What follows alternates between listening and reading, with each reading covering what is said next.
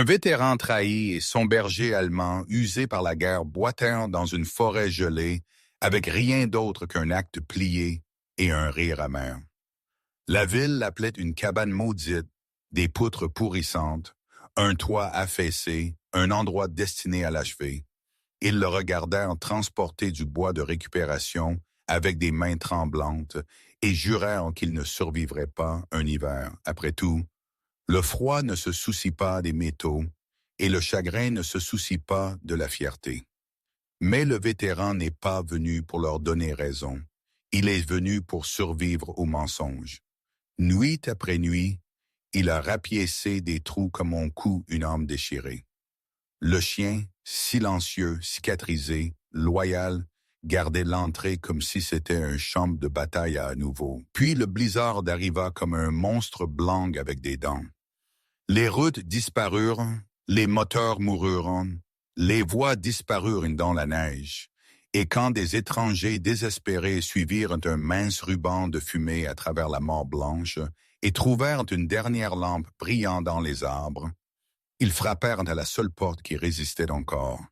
Ils pensaient qu'ils étaient sur le point de rencontrer un homme qui avait été abandonné. Au lieu de cela, ils rencontrèrent un survivant et un chien qui avaient sauvé des vies avant que cette tempête n'apprenne leur nom. Avant que nous commencions, si cette histoire touche votre cœur, commentez « Amen ». Et s'il vous plaît, abonnez-vous pour plus d'histoires de courage, de loyauté et de héros silencieux. L'hiver roula sur le Midwest comme un couvercle gris et le vent tourmenta les arbres nus jusqu'à ce qu'ils sonnent comme de vieux os qui s'entrechoquent. Jack Mercer rentra chez lui portant une blessure que vous pouviez voir et une que vous ne pouviez pas. Jack avait 38 ans, grand et aux épaules larges de la manière dont les hommes deviennent quand la vie leur apprend à se préparer à l'impact. Son visage avait des angles durs, des pommettes hautes, une mâchoire carrée qui semblait sculptée plutôt que poussée, adoucie seulement par une barbe de 3 jours rugueuse, brun clair qui ne semblait jamais disparaître complètement. Une fine cicatrice coupait son sourcil droit comme une signature négligente. Son épaule droite se tenait une fraction plus basse que la gauche, un signe silencieux d'une ancienne blessure par explosion qui s'opposait encore au temps froid. Il portait une veste en cuir marron usé qui avait appris la forme de son corps, et en dessous une chemise à carreaux rouges et noirs, le genre de flanelle qui essaie de prétendre qu'elle est assez chaude pour tout réparer. Ses yeux étaient aussi d'une couleur d'hiver, pâle, fixe, fatigué, toujours scrutant les entrées et les coins comme si le monde pouvait l'embusquer avec des meubles. À côté de lui se déplaçait Ranger, un berger allemand de 6 ans avec un pelage noir et feu et un cadre de race de travail lourd, le genre de chien qui ne se pavane pas. Il patrouillait, le museau de Ranger grisonnait tôt, non pas tant de l'âge que du kilométrage du devoir. Une oreille penchée légèrement au bout, un souvenir de quelque chose de coupant et méchant dans une saison différente. Il marchait près du genou de Jack, pas collant, pas dans le besoin, juste loyal, de la manière dont une sentinelle est loyale, comme si le battement de cœur de Jack était le poste qu'il avait été assigné à garder. Les gens disaient parfois que les chiens pouvaient en sentir la peur. Ranger ne sentait pas la peur chez Jack. Il sentait quelque chose de plus ancien, le refus obstiné de tomber là où on vous dit de tomber. Jack s'était attendu à ce que rentrer à la maison se sente comme atterrir. Au lieu de cela, cela se sentait comme marcher dans une pièce où les chaises avaient été déplacées pendant son absence. Et tout le monde jurait qu'il n'avait rien touché. La maison que ses parents lui avaient laissée se tenait au bord d'une petite ville qui essayait de paraître joyeuse en hiver. Des porches habillés de vieilles couronnes, des fenêtres brillant d'une lumière jaune, le genre de chaleur qui semblait appartenir à d'autres personnes. Les parents de Jack étaient partis, emportés dans un accident des années plus tôt, et le chagrin ne l'avait jamais quitté. Il n'avait fait que changer d'uniforme. Pourtant, l'acte portait son nom. La maison était censée être le seul fait fiable dans une vie qui avait trop de surprises. Il se dit qu'il dormirait sous ce toit, réparerait ce qui avait besoin d'être réparé, respirerait sans écouter les arrivées. Il se dit beaucoup de choses. La première semaine de retour, il ne parla pas beaucoup. Pas parce qu'il était impoli, mais parce que les mots étaient glissants après la guerre. Dans le désert, le langage était simple. Bouger, arrêter, couvrez, dégagez. Ici, les gens voulaient des phrases douces et des mensonges amicaux. Comment allez-vous vraiment? Ils demandaient, et Jack apprit à leur donner le genre de réponse qui leur permettait de partir en se sentant utile. Ranger regardait chaque poignée de main comme si elle pouvait se transformer en une prise. La tante de Jack, Denise Harlow, se porta volontaire pour l'aider à s'installer. Denise avait la feinte de la quarantaine, mince et soigneusement assemblée, comme si elle avait été repassée avant de quitter la maison. Ses cheveux blonds étaient coupés en un carré net de longueur aux épaules, qui ne bougeait jamais même quand le vent soufflait. Et son rouge à lèvres était toujours le même mauve calme, comme si elle avait signé un contrat avec lui. Elle avait le genre de sourire qui montrait les dents sans montrer de chaleur, ou chaleur. Denise parlait sur des tons doux, managériaux, jamais forts, jamais ouvertement cruels, juste implacablement pratiques, comme si la vie était une feuille de calcul et les sentiments une erreur d'arrondi. Elle avait été celle qui était intervenue après la mort des parents de Jack pour gérer les arrangements, pour éviter que les choses ne deviennent désordonnées. Elle prononçait ses phrases de la manière dont les prêtres disent les prières, pratiquées sans saillir. Son mari, Curtis Harlow, était l'opposé en forme, mais pas en esprit. Début de la cinquantaine, corpulent avec une barbe courte et taillée qui semblait l'utiliser pour cacher l'indécision. Curtis avait un pli permanent entre les sourcils, le genre qui vient de toujours penser aux factures et de ne jamais penser aux gens. Il était poli avec Jack de la manière dont un homme est poli avec le chien aboyeur d'un voisin. Prudent, distant, espérant que le bruit cesse bientôt. Curtis aimait soupirer. Il soupirait comme si c'était une opinion. Jack ne les a pas d'abord méfiés. C'était la blague que l'univers jouait. Il pouvait repérer une menace dans l'obscurité, mais pas un piège tendu en plein jour par la famille. Denise prit des rendez-vous. Bureau du quintet, banque, assurance. Parce que l'épaule de Jack lui faisait mal, son sommeil était fracturé et le langage administratif de la ville lui semblait être un dialecte étranger. Juste la routine, elle n'arrêtait pas de dire « Signez ici, paraphez là, nous vous protégeons ». La phrase « vous protégeant » aurait dû faire rire Jack. Ça ne le fit pas. La guerre lui avait appris à quoi ressemblait la vraie protection. Des mains tremblantes tout en faisant le travail. Des cœurs battant fort tout en avançant. La protection de Denise ressemblait à un stylo offert avec des ongles parfaits et un sourire patient. Un après-midi, le bureau du comté sentait le café éventé et l'air chauffé qui ne réchauffait jamais complètement. Un greffier nommé M. Pritchard était assis derrière un comptoir avec des lunettes à monture métallique et les yeux fatigués de quelqu'un qui avait passé 20 ans à regarder les gens se disputer sur les limites de propriété. Il parlait lentement, traînant chaque mot sur la glace de la bureaucratie. Jack écoutait, mais des parties de son esprit ne cessaient de glisser de côté. Les lumières fluorescentes bourdonnaient. Un massicot claqua quelque part dans l'arrière-salle, et le son fit se serrer l'estomac de Jack pendant une demi-seconde, comme s'il avait entendu quelque chose de pire. Denise remarqua et se pencha, voix douce comme une berceuse. « Tu vas bien » murmura-t-elle. « Juste signe.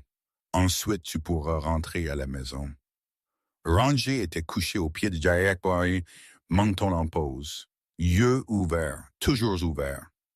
La main de Jack trembla légèrement quand il prit le stylo. Pas de peur, Jack ne pensait pas que c'était de la peur. C'était son épaule. La douleur, le froid, l'épuisement de rentrer à la maison et de découvrir que la paix exigeait tant de paperasserie. Il signa là où Denise pointait. Une fois, 2 fois, 3 fois. Curtis se tenait derrière, les mains dans les poches de son manteau, observant comme un homme attendant un bus. Monsieur Pritchard tamponnait des formulaires avec des coups sourds. Tout sonnait final. Jack se dit que c'était bon, que sa tante connaissait le système, qu'elle l'avait aidé avant, que la famille, même imparfaite, ne vous volait pas le sol sous les pieds. Cette nuit-là, Jack dormit sur le canapé avec Ranger sur le tapis à côté de lui, dos contre la porte d'entrée comme une garde. Ses rêves étaient un fouillis de sable et de neige. Il se réveilla avant l'aube, gorge serrée, écoutant la maison s'installer dans le froid.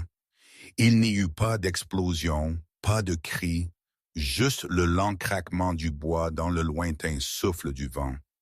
Ranger leva la tête et regarda Jack comme pour demander « Sommes-nous en sécurité ?»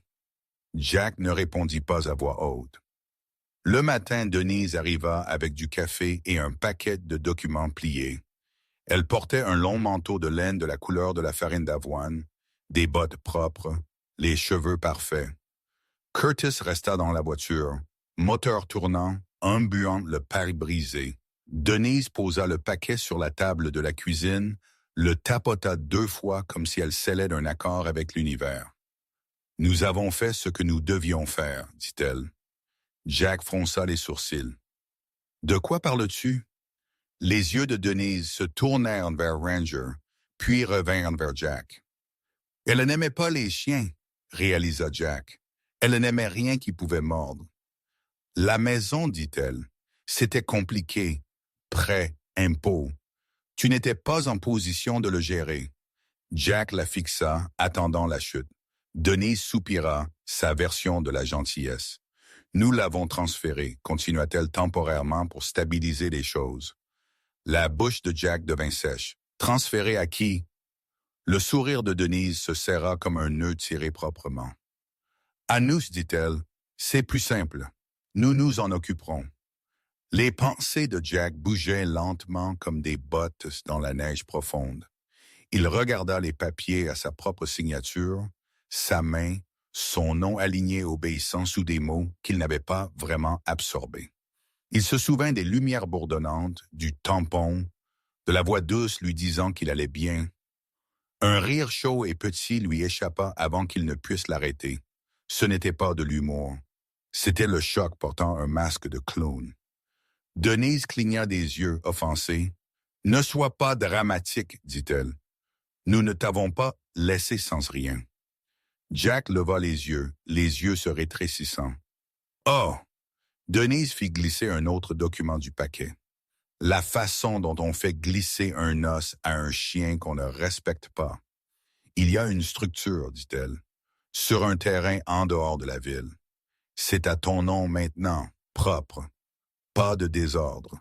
Pense-y comme un nouveau départ. » Curtis entra finalement, apportant de l'air froid et l'odeur d'essence. Il évita les yeux de Jack. « C'est mieux ainsi, » marmonna Curtis, comme s'il lisait un script qu'il détestait. Jack prit le papier. L'adresse n'était pas tant une adresse qu'une direction. 2 routes après le dernier virage pavé dans la ligne de bois où le courrier n'aimait pas voyager. La description disait « cabane ». Jack savait ce que cela signifiait dans le langage local. Cela signifiait « reste ». Cela signifiait « indésirable ». Cela signifiait une chose que les gens mentionnaient avec un haussement d'épaule et un avertissement. Ranger se leva et plaça sa tête contre la cuisse de Jack, pas gémissant, pas mendiant, ancrant. Le pouls de Jack battait dans ses oreilles, régulier et dangereux. Une partie de lui voulait retourner la table, rugir, faire enfin bouger les cheveux parfaits de Denise. Une autre partie de lui, la partie plus âgée et fatiguée, sentit quelque chose de plus froid que la colère s'installer. Reconnaissance. Ce n'était pas un accident. Cela avait été planifié. Pendant qu'il était à l'étranger apprenant à vivre avec la mort, quelqu'un à la maison avait appris à vivre avec le vol et à dormir la nuit. Denise croisa les bras. « Tu ne peux pas rester ici, » dit-elle, voix douce mais absolue. « Nous avons notre propre vie et honnêtement, Jack, tu as besoin de calme. Les bois seront bons pour toi. » Curtis hocha la tête une fois comme si le mouvement lui coûtait. Jack les regarda tous les deux et ce rire étrange revint bas dans sa poitrine. Le dernier rire de la famille, seulement ce n'était plus le leur. Alors vous avez volé ma maison, dit Jack assez calmement pour se faire peur. Les yeux de Denise se durcirent. Nous l'avons sauvegardée, corrigea-t-elle comme si elle corrigeait les mathématiques d'un enfant. La mâchoire de Jack se serra. Il ne se faisait pas confiance pour parler à nouveau. Il baissa les yeux vers Ranger, qui le regarda en retour avec ce regard stable de chien soldat qui disait « Dis-moi où ». Jack se tourna vers le couloir où son sac de sport était à moitié déballé. La veste en cuir pendait sur une chaise, la flanelle sentant encore faiblement la fumée d'une vie d'avant. Il bougea comme un homme suivant des ordres qu'il se donnait à lui-même. Emballe, pars. Ne mendie pas. Ne saigne pas où ils peuvent te voir saigner. Denise le suivit, ses talons claquant sur le sol comme une ponctuation impatiente. C'est pour le mieux, insista-t-elle. Curtis planait près de la porte, les mains dans les poches, un homme essayant d'être invisible dans sa propre scène de crime. Jack fourra ses vêtements dans le sac de sport. Il s'arrêta devant une photo encadrée de ses parents sur la cheminée. Le sourire chaleureux de sa mère, les yeux fatigués de son père qui portait encore de la gentillesse. Jack la ramassa doucement, comme on soulève quelque chose de fragile d'un champ de bataille. Denise ouvrit la bouche pour dire quelque chose, peut-être un avertissement, peut-être une leçon, puis s'arrêta quand les oreilles de Ranger se dressèrent. Ranger ne grogna pas. Il n'en avait pas besoin. Son silence était plus coupant. Jack sortit sans claquer la porte. Il ne leur donna pas ce drame. Dehors, le ciel était de la couleur du vieil acier. Son souffle sortait blanc. L'air sentait la neige qui arrivait. La voiture de Curtis tournait au ralenti, prête à s'échapper. Denise se tenait dans l'entrée, enveloppée dans son manteau, l'air soulagé d'une manière qui fit se tordre l'estomac de Jack. Jack ajusta la sangle de son sac de sport. Le poids mordit son épaule, celle blessée, et la douleur éclaira comme une petite étoile brillante. Il l'accueillit. La douleur était honnête. Les gens ne l'éteignent pas. Ranger trotta à côté de lui, queue basse mais stable, les empreintes de pattes imprimant une mince promesse dans le sol gelé. Jack déplia le papier une fois de plus, fixant les directions comme si elles pouvaient changer par pitié. Elles ne changèrent pas. Il regarda dans la rue les fenêtres chaudes et la fumée s'enroulant des cheminées d'une ville qui prétendrait que ce n'était pas son affaire. Puis il regarda vers la route menant vers la ligne sombre d'arbres, attendant comme un jury. Jack laissa échapper un autre rire silencieux, sec, presque amusé, et murmura à Ranger, « Eh bien, partenaire, on dirait qu'ils nous ont acheté une maison hantée. » Les oreilles de Ranger tressaillirent, comme s'il comprenait la blague et ne la trouvait pas drôle. Jack commença à marcher de toute façon, parce que quand tout est pris, le mouvement est la seule chose que vous pouvez encore posséder. Et quelque chose là-bas dans les bois d'hiver, une cabane pourrie attendait avec sa bouche ouverte, prête à tester si un homme et son chien pouvaient transformer la trahison en abri.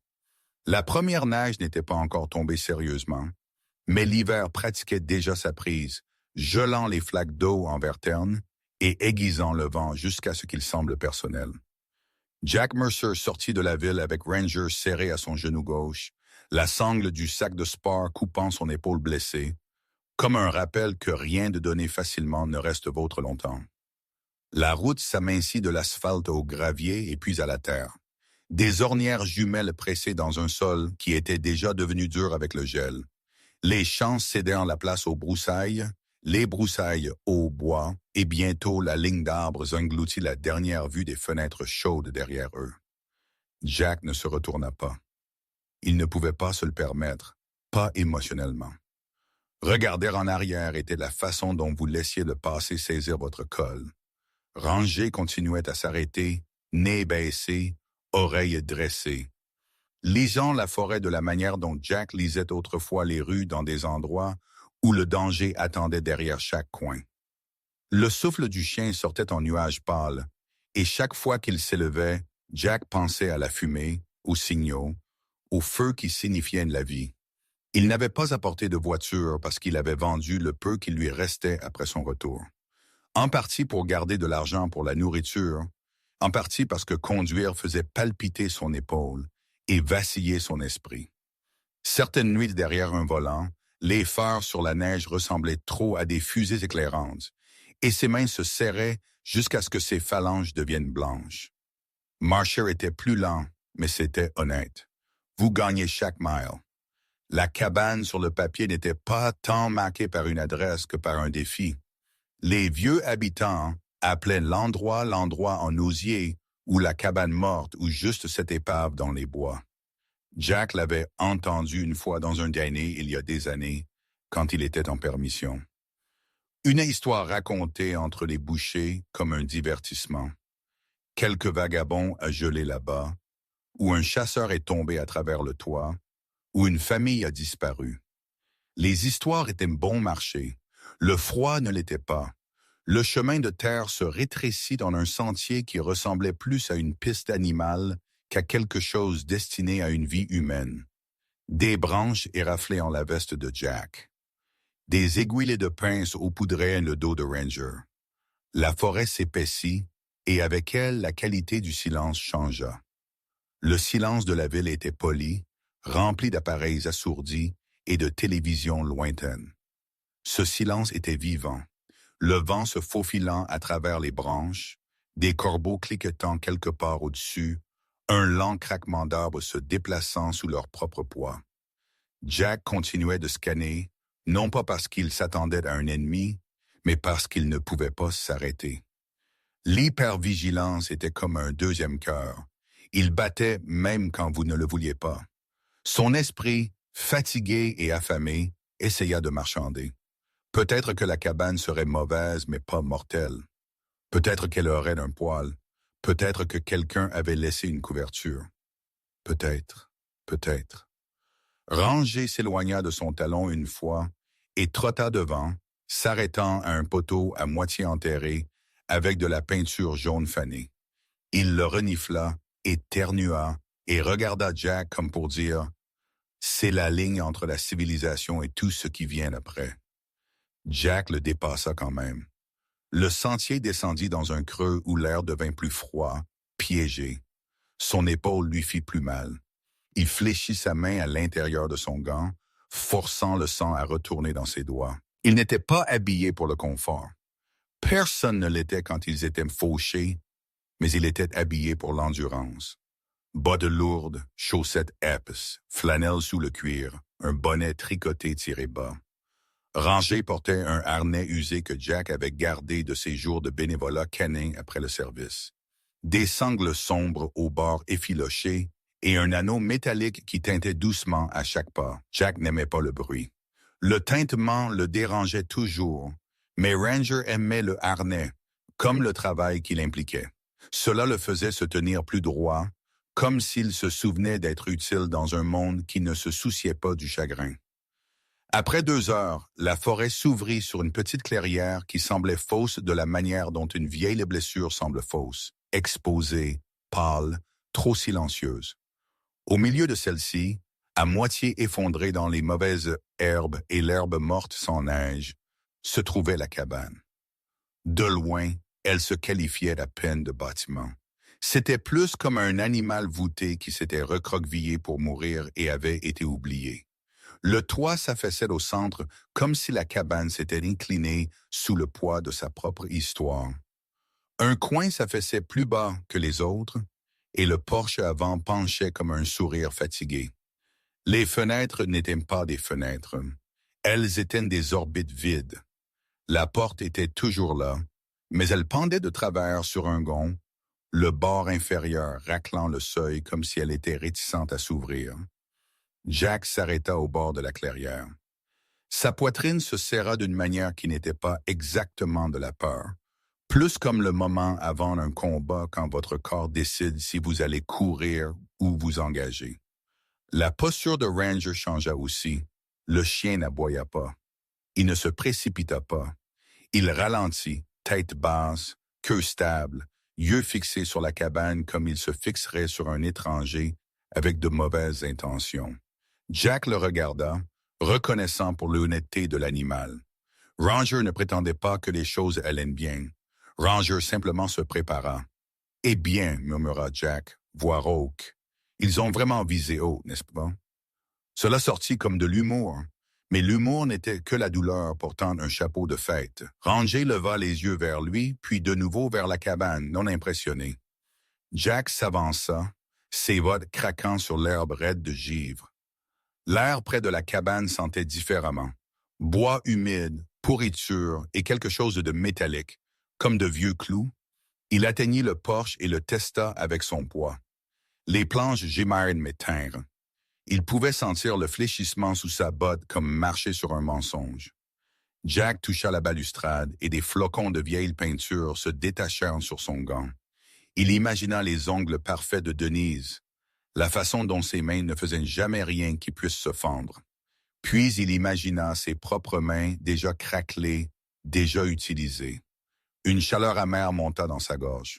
Ranger se dirigea vers la porte et renifla le long de la fente, puis s'arrêta. Les poils du chien se dressèrent légèrement. Pas de panique, alerte. Jack se pencha, écoutant. Vent, un faible bruissement. Souris ou écureuil, quelque chose de petit survivant en étant invisible. Pas de voix, pas d'humain. Jack posa son sac de sport et tendit la main vers la porte. Le gond grinça quand il poussa. C'était le genre de son qui pouvait faire sursauter un homme s'il ne s'était pas entraîné pendant des années à ne pas le faire. Jack ne sursauta pas. Sa mâchoire se serra et ses yeux balayèrent de l'intérieur. L'air froid se précipita dehors, le rencontrant comme une gifle. À l'intérieur, la cabane, elle était plus sombre qu'elle n'aurait dû l'être pour l'après-midi. La lumière passait par des trous dans le toit en faisceaux minces et tranchants qui faisaient scintiller la poussière comme de minuscules étincelles flottantes. Le sol était inégal, terre battue par endroits, planches déformées à d'autres, certaines manquant entièrement. Des feuilles avaient été soufflées et s'étaient accumulées dans les coins comme de la laiterie abandonnée. Une caisse effondrée se tenait près du mur, à moitié mangée par l'humidité. Il n'y avait pas de meubles, sauf une chaise cassée qui semblait l'avoir abandonnée. L'odeur était pire à l'intérieur, bois humide, moisissure, et le bord aigre de quelque chose de mort depuis longtemps. Bien que Jack ne puisse dire si c'était un animal qui était mort en hiver ou simplement la cabane elle-même qui se décomposait. Ranger entra le premier, lent et délibéré, puis fit le tour de la pièce principale, nez près du sol. Il s'arrêta à la section arrière où une étroite porte menait à ce qui aurait pu être autrefois un espace de couchage. La queue du chien s'immobilisa. Il renifla à nouveau. Puis il laissa échapper un grondement bas et avertisseur. Pas un grognement destiné à menacer, mais un son destiné à rapporter. Jack suivit, gardant ses épaules carrées, sa respiration contrôlée. Dans l'arrière-pièce, une partie du toit s'était effondrée, laissant une ouverture dentelée où le ciel apparaissait. Il y avait des déjections le long du mur du fond et des marques de griffures sur le bois. Quelque chose avait vécu ici. Quelque chose de petit, probablement. Mais Ranger n'aimait pas les inconnus. Jack s'accroupit et passa sa main gantée sur les bûches qui formaient le mur. Rugueuses, éclatées, mais pas toutes pourries. Sous la saleté, il y avait de la force. La cabane n'était pas morte. Elle était blessée. Jack sentit quelque chose dans sa poitrine se desserrer juste légèrement. Blessé était un territoire familier. Il comprenait blessé. Il se leva et regarda autour de lui à nouveau, non pas ce qu'était la cabane, mais ce qu'elle pourrait devenir si quelqu'un d'assez obstiné refusait de la laisser mourir. Il entendit la voix de Denise dans sa tête. « Les bois seront bons pour toi. » L'idée le fit presque rire à nouveau. Les bois ne te guérissaient pas. Hein? Les bois te testaient jusqu'à ce que tu t'adaptes ou que tu deviennes une histoire édifiante. Jack se retourna vers la pièce principale et posa son sac de sport près du lopin de terre le plus sec qu'il put trouver. Il bougea avec une étrange efficacité, comme il le faisait quand son esprit avait besoin d'une tâche pour l'empêcher de s'effondrer vers l'intérieur. Première priorité, réduire le vent. Deuxièmement, établir la chaleur. Troisièmement, sécuriser nourriture et eau. Il n'avait pas grand-chose, mais il avait des compétences que la guerre lui avait martelées comme des clous. Évaluer, improviser, endurer. Ranger revint à ses côtés et s'assit, regardant la porte. Les oreilles du chien tournèrent, suivant les sons extérieurs, toujours en train de cartographier. Jack sortit une petite lampe de poche de sa poche et balaya le faisceau le long des murs, les espaces entre les planches, les têtes de clous rouillées. Un coin où les bûches du bas s'étaient ramollies et enfoncées, créant une inclinaison oblique, un endroit où la neige s'accumulerait à l'intérieur une fois qu'elle viendrait. Il imagina le vent de janvier poussant à travers cet espace comme un couteau. Il s'imagina se réveiller avec du givre sur ses cils. Son estomac se serra. Puis il imagina l'alternative, retourner en ville, mendier, laisser le sourire de Denise gagner. Cela le serra davantage. Jack trouva une planche cassée près de la porte et la coinça contre le cadre pour l'empêcher de se balancer avec le vent. La porte ne se fermait toujours pas entièrement, mais elle devint moins une bouche et plus une barrière. Il ramassa des planches libres du sol et les empila près d'un coin. L'ordre le plus simple, le plus petit contrôle importait. Cela dit à son cerveau, « Tu n'es pas impuissant ici. » Ranger fit les 100 pas une fois, puis retourna à l'entrée et se coucha, corps incliné de manière à pouvoir voir Jack et l'extérieur. Une serrure vivante.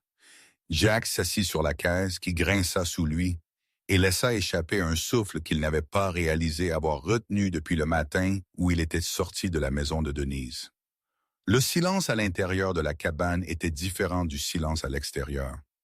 Dehors, la forêt écoutait. À l'intérieur, la cabane attendait. Jack plongea la main dans sa veste et en sortit le papier plié, son remplacement. Son nom y était imprimé, propre et officiel. C'était la partie qui piquait et apaisait en même temps. Sa famille avait volé la maison qui contenait des souvenirs, mais il lui avait accidentellement donné autre chose. Un endroit qui n'appartenait encore à l'histoire de personne. Pas de fantôme, sauf ce qu'il apportait avec lui. Jack lissa le papier sur son genou, puis le plia à nouveau et le rangea. « D'accord, dit-il doucement, plus à Ranger qu'à lui-même.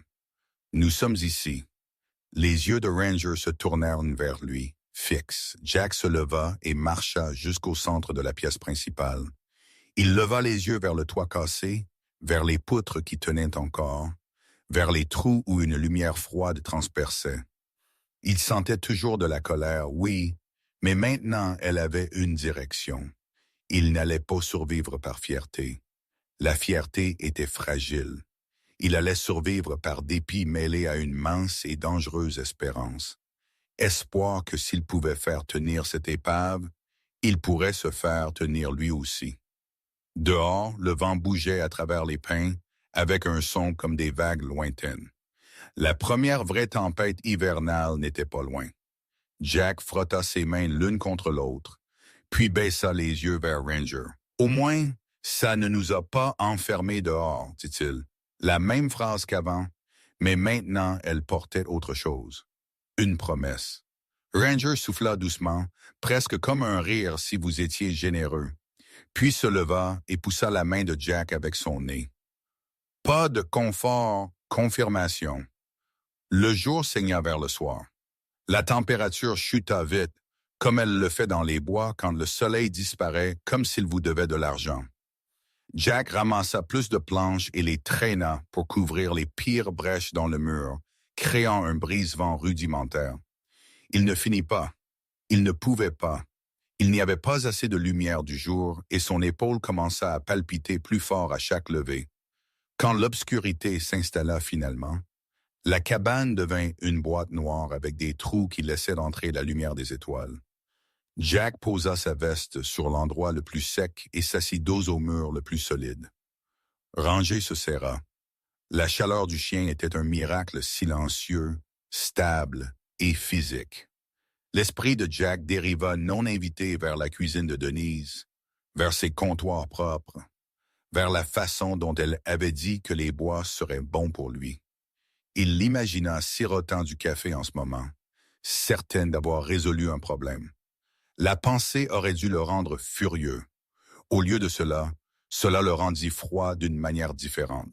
Il réalisa que la partie la plus cruelle n'était pas le vol. C'était l'hypothèse qu'il disparaîtrait, qu'il gèlerait et échouerait, et deviendrait une histoire édifiante qui faisait que tous les autres se sentaient plus en sécurité quant à leur propre choix. Jack fixa le feu jusqu'à ce que ses yeux piquent. « Il pense que cet endroit est une tombe, » murmura-t-il. Les oreilles de Ranger tressaillirent.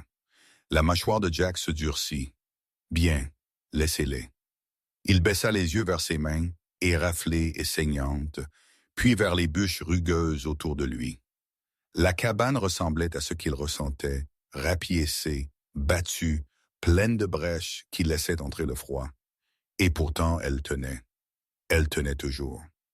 Cette nuit-là, alors que la température baissait et que le feu brûlait bas, Jack s'allongea sur sa veste, bottes toujours aux pieds parce qu'il ne faisait pas confiance au sol. Ranger était couché à la porte, corps incliné vers l'extérieur, la serrure vivante à nouveau. Jack écouta la forêt et la cabane s'installer. Il pouvait sentir son propre battement de cœur ralenti. Non par confort, mais par épuisement. Avant que le sommeil ne le prenne, il pressa brièvement son front contre le mur de bûche, un geste étrange et privé, comme reconnaître un adversaire obstiné. « Pas aujourd'hui, » murmura-t-il. La cabane craqua doucement comme si elle répondait, et dans l'obscurité, Jack comprit le changement. Ce n'était toujours pas la maison, mais ce n'était plus juste une menace. C'était devenu un défi. Et Jack Mercer n'avait jamais été bon pour se détourner de ceux-là. Une mince couche de neige arriva finalement. Pas le genre dramatique qui efface le monde, mais le premier avertissement, poudrant la clairière comme de la farine et transformant chaque empreinte en preuve. Jack Mercer se réveilla avant l'aube parce que le froid lui avait appris que le sommeil était un luxe que vous payez avec des engelures. Le feu dans la fosse était mort en cendres des heures plus tôt. Ranger se leva quand Jack le fit, s'étirant avec une raideur contrôlée qui reflétait celle de son maître. Le pelage noir et feu du berger allemand semblait plus sombre dans la lumière tamisée, et son souffle soufflait régulièrement alors qu'il se déplaçait vers la porte, le nez pressé contre la fente, lisant le matin comme un rapport. La paume de Jack était fendue par le travail d'hier, enveloppée dans un tissu qui s'était déjà imbibé d'une faible floraison couleur rouille. Son épaule palpitait comme si les os se souvenaient de chaque impact qu'ils avaient jamais subi et voulaient les réciter tous à la fois. Il n'avait pas le luxe de se reposer. Il avait la cabane, oui, mais pas de vraie nourriture, pas de toiture appropriée et pas d'approvisionnement stable et un clou ou un papier goudronné. La survie n'était pas seulement couper du bois et rester courageux. C'était de l'arithmétique. Calories entrantes versus calories sortantes. Chaleur gagnée versus chaleur perdue. Matériaux trouvés versus brèches laissées ouvertes. Jack sortit et écouta. La forêt était silencieuse de cette manière prédatrice que le calme hivernal peut avoir, comme si elle attendait que vous fassiez la première erreur. Il regarda la cabane et sentit quelque chose d'obstiné se serrer dans sa poitrine. Il devait aller en ville, pas pour de l'aide. Il ne faisait pas encore confiance à l'aide, mais pour le travail, pour les fournitures, pour le genre de petite somme d'argent qui maintenait un homme en vie sans le transformer en mendiant. Un ranger suivit alors que Jack emballait son sac de sport avec le strict minimum. Le papier de l'acte plié serré dans sa poche de veste, un morceau de pain enveloppé dans un tissu, la lampe de poche, le pied de biche glissé sur le côté comme un argument. Jack détestait laisser la cabane sans surveillance. Cela ressemblait à s'éloigner d'un trou de renard, mais Ranger était là et Ranger faisait sentir à Jack que le monde ne pouvait pas se faufiler derrière lui aussi facilement. Ils partirent sur le chemin en ornière. La première neige grinçant faiblement sous les bottes. Au fur et à mesure que les arbres s'éclaircissaient et que le chemin de terre s'élargissait, l'odeur de la ville s'insinua. Fumée de bois, diesel et cette faible douceur de produits de boulangerie qui semblait toujours injuste quand vous aviez faim. Jack arriva au dîner juste après le lever du soleil. Le parking était à moitié glace, à moitié gadoux. À l'intérieur, l'air était assez chaud pour faire mal à ses doigts alors qu'il dégelait, et l'odeur du café le frappa comme un souvenir. Les gens levèrent les yeux quand il entra, pas dramatiquement, juste un coup d'œil, une pause dans la conversation, la façon dont les petites villes font de la surveillance sans l'appeler ainsi. Jack n'avait pas le genre de visage qui se fond dans la masse. La cicatrice à travers son sourcil, la fixité fatiguée dans ses yeux, la posture de quelqu'un qui avait appris à se tenir prêt. Cela diffusait une histoire même quand il gardait la bouche fermée. Ranger resta dehors, attaché à un poteau près de la porte, alerte mais calme. Jack faisait plus confiance à Ranger qu'à n'importe quelle serrure. Une femme derrière le comptoir versa du café avec une efficacité énergique. Son badge nominatif disait Marlène. Marlène Sutter avait la fin de la cinquantaine, petite et robuste, avec des cheveux gris fer tirés en un chignon qui semblait pouvoir survivre à une tornade. Sa peau était rougeaude à cause des années de vapeur et d'air hivernal, et ses yeux étaient d'un bleu vif qui ne ratait rien. Elle parlait comme quelqu'un qui avait élevé 3 enfants et 1000 opinions. « Tu es nouveau, dit-elle, faisant glisser une tasse sur le comptoir sans qu'on le lui demande. Son ton n'était pas inamical, c'était territorial. Jack hésita, puis enroula ses mains autour de la tasse, laissant la chaleur s'infiltrer dans ses paumes. « Juste de passage, dit-il automatiquement, puis s'entendit et faillit renifler. Passer à travers impliquait mouvement, évasion. Il ne passait à travers rien. Il était coincé par choix et par trahison. Marlène le regarda pendant une longue seconde. « Tu as l'air d'avoir dormi dehors, dit-elle. » Jack prit une gorgée. Le café était trop chaud. « Amen! Parfait! J'ai eu des nuits pires, dit-il. Le regard de Marlène se porta sur Ranger à travers la fenêtre. « Ce chien est à toi? » demanda Hank. « Ouais, dit Jack.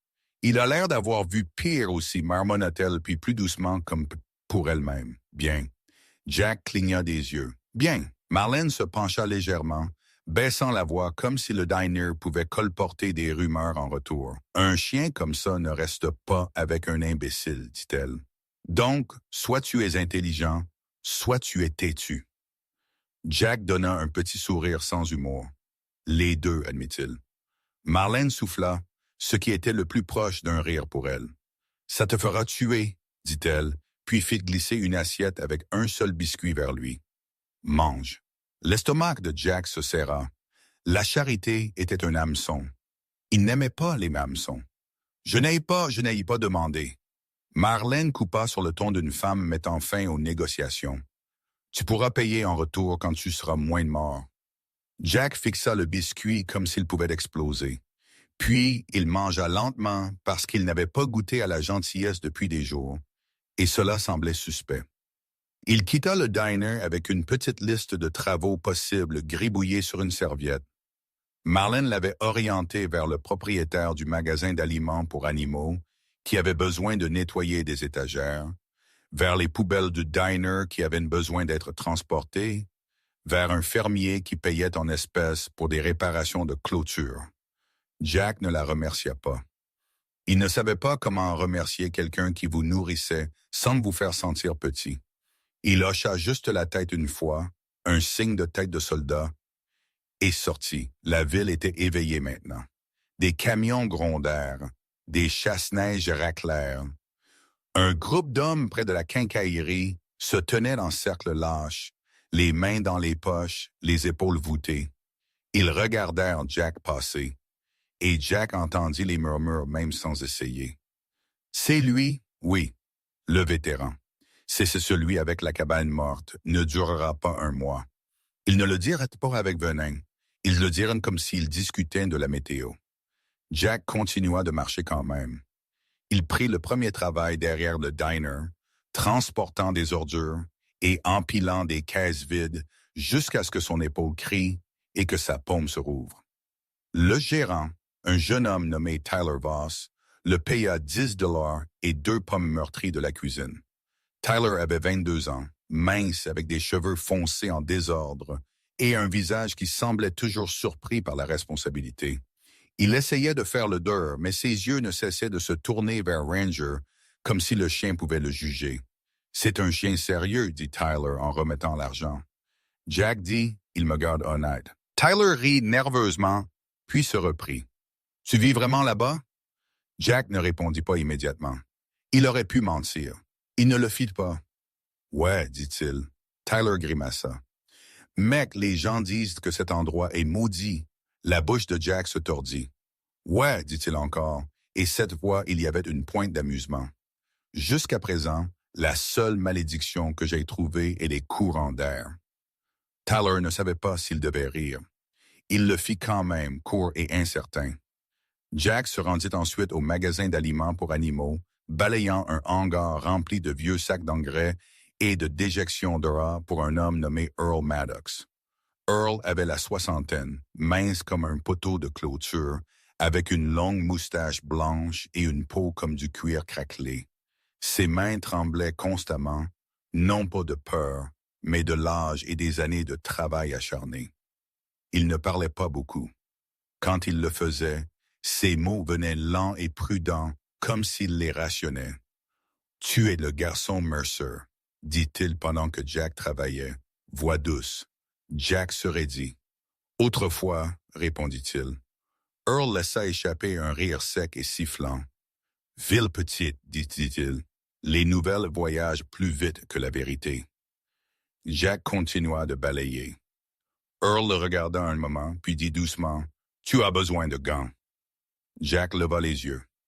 Earl pointa du menton vers une paire poussiéreuse accrochée à un clou à l'intérieur du hangar. Gants de travail épais, tachés mais intacts. « Prends-les, » dit Earl. Jack hésita. « Je paierai avec du travail, » interrompit Earl. « Tu le fais déjà. » Jack prit les gants. Ils étaient trop grands, mais ils empêchaient le froid de mordre sa peau gercée. Il sentit à nouveau la piqûre étrange de la gratitude, rapide et dangereuse. L'après-midi, Jack avait gagné 35 $, 2 pommes, un biscuit dans son estomac et une poignée de petites gentillesses nécessaires dont il ne savait que faire.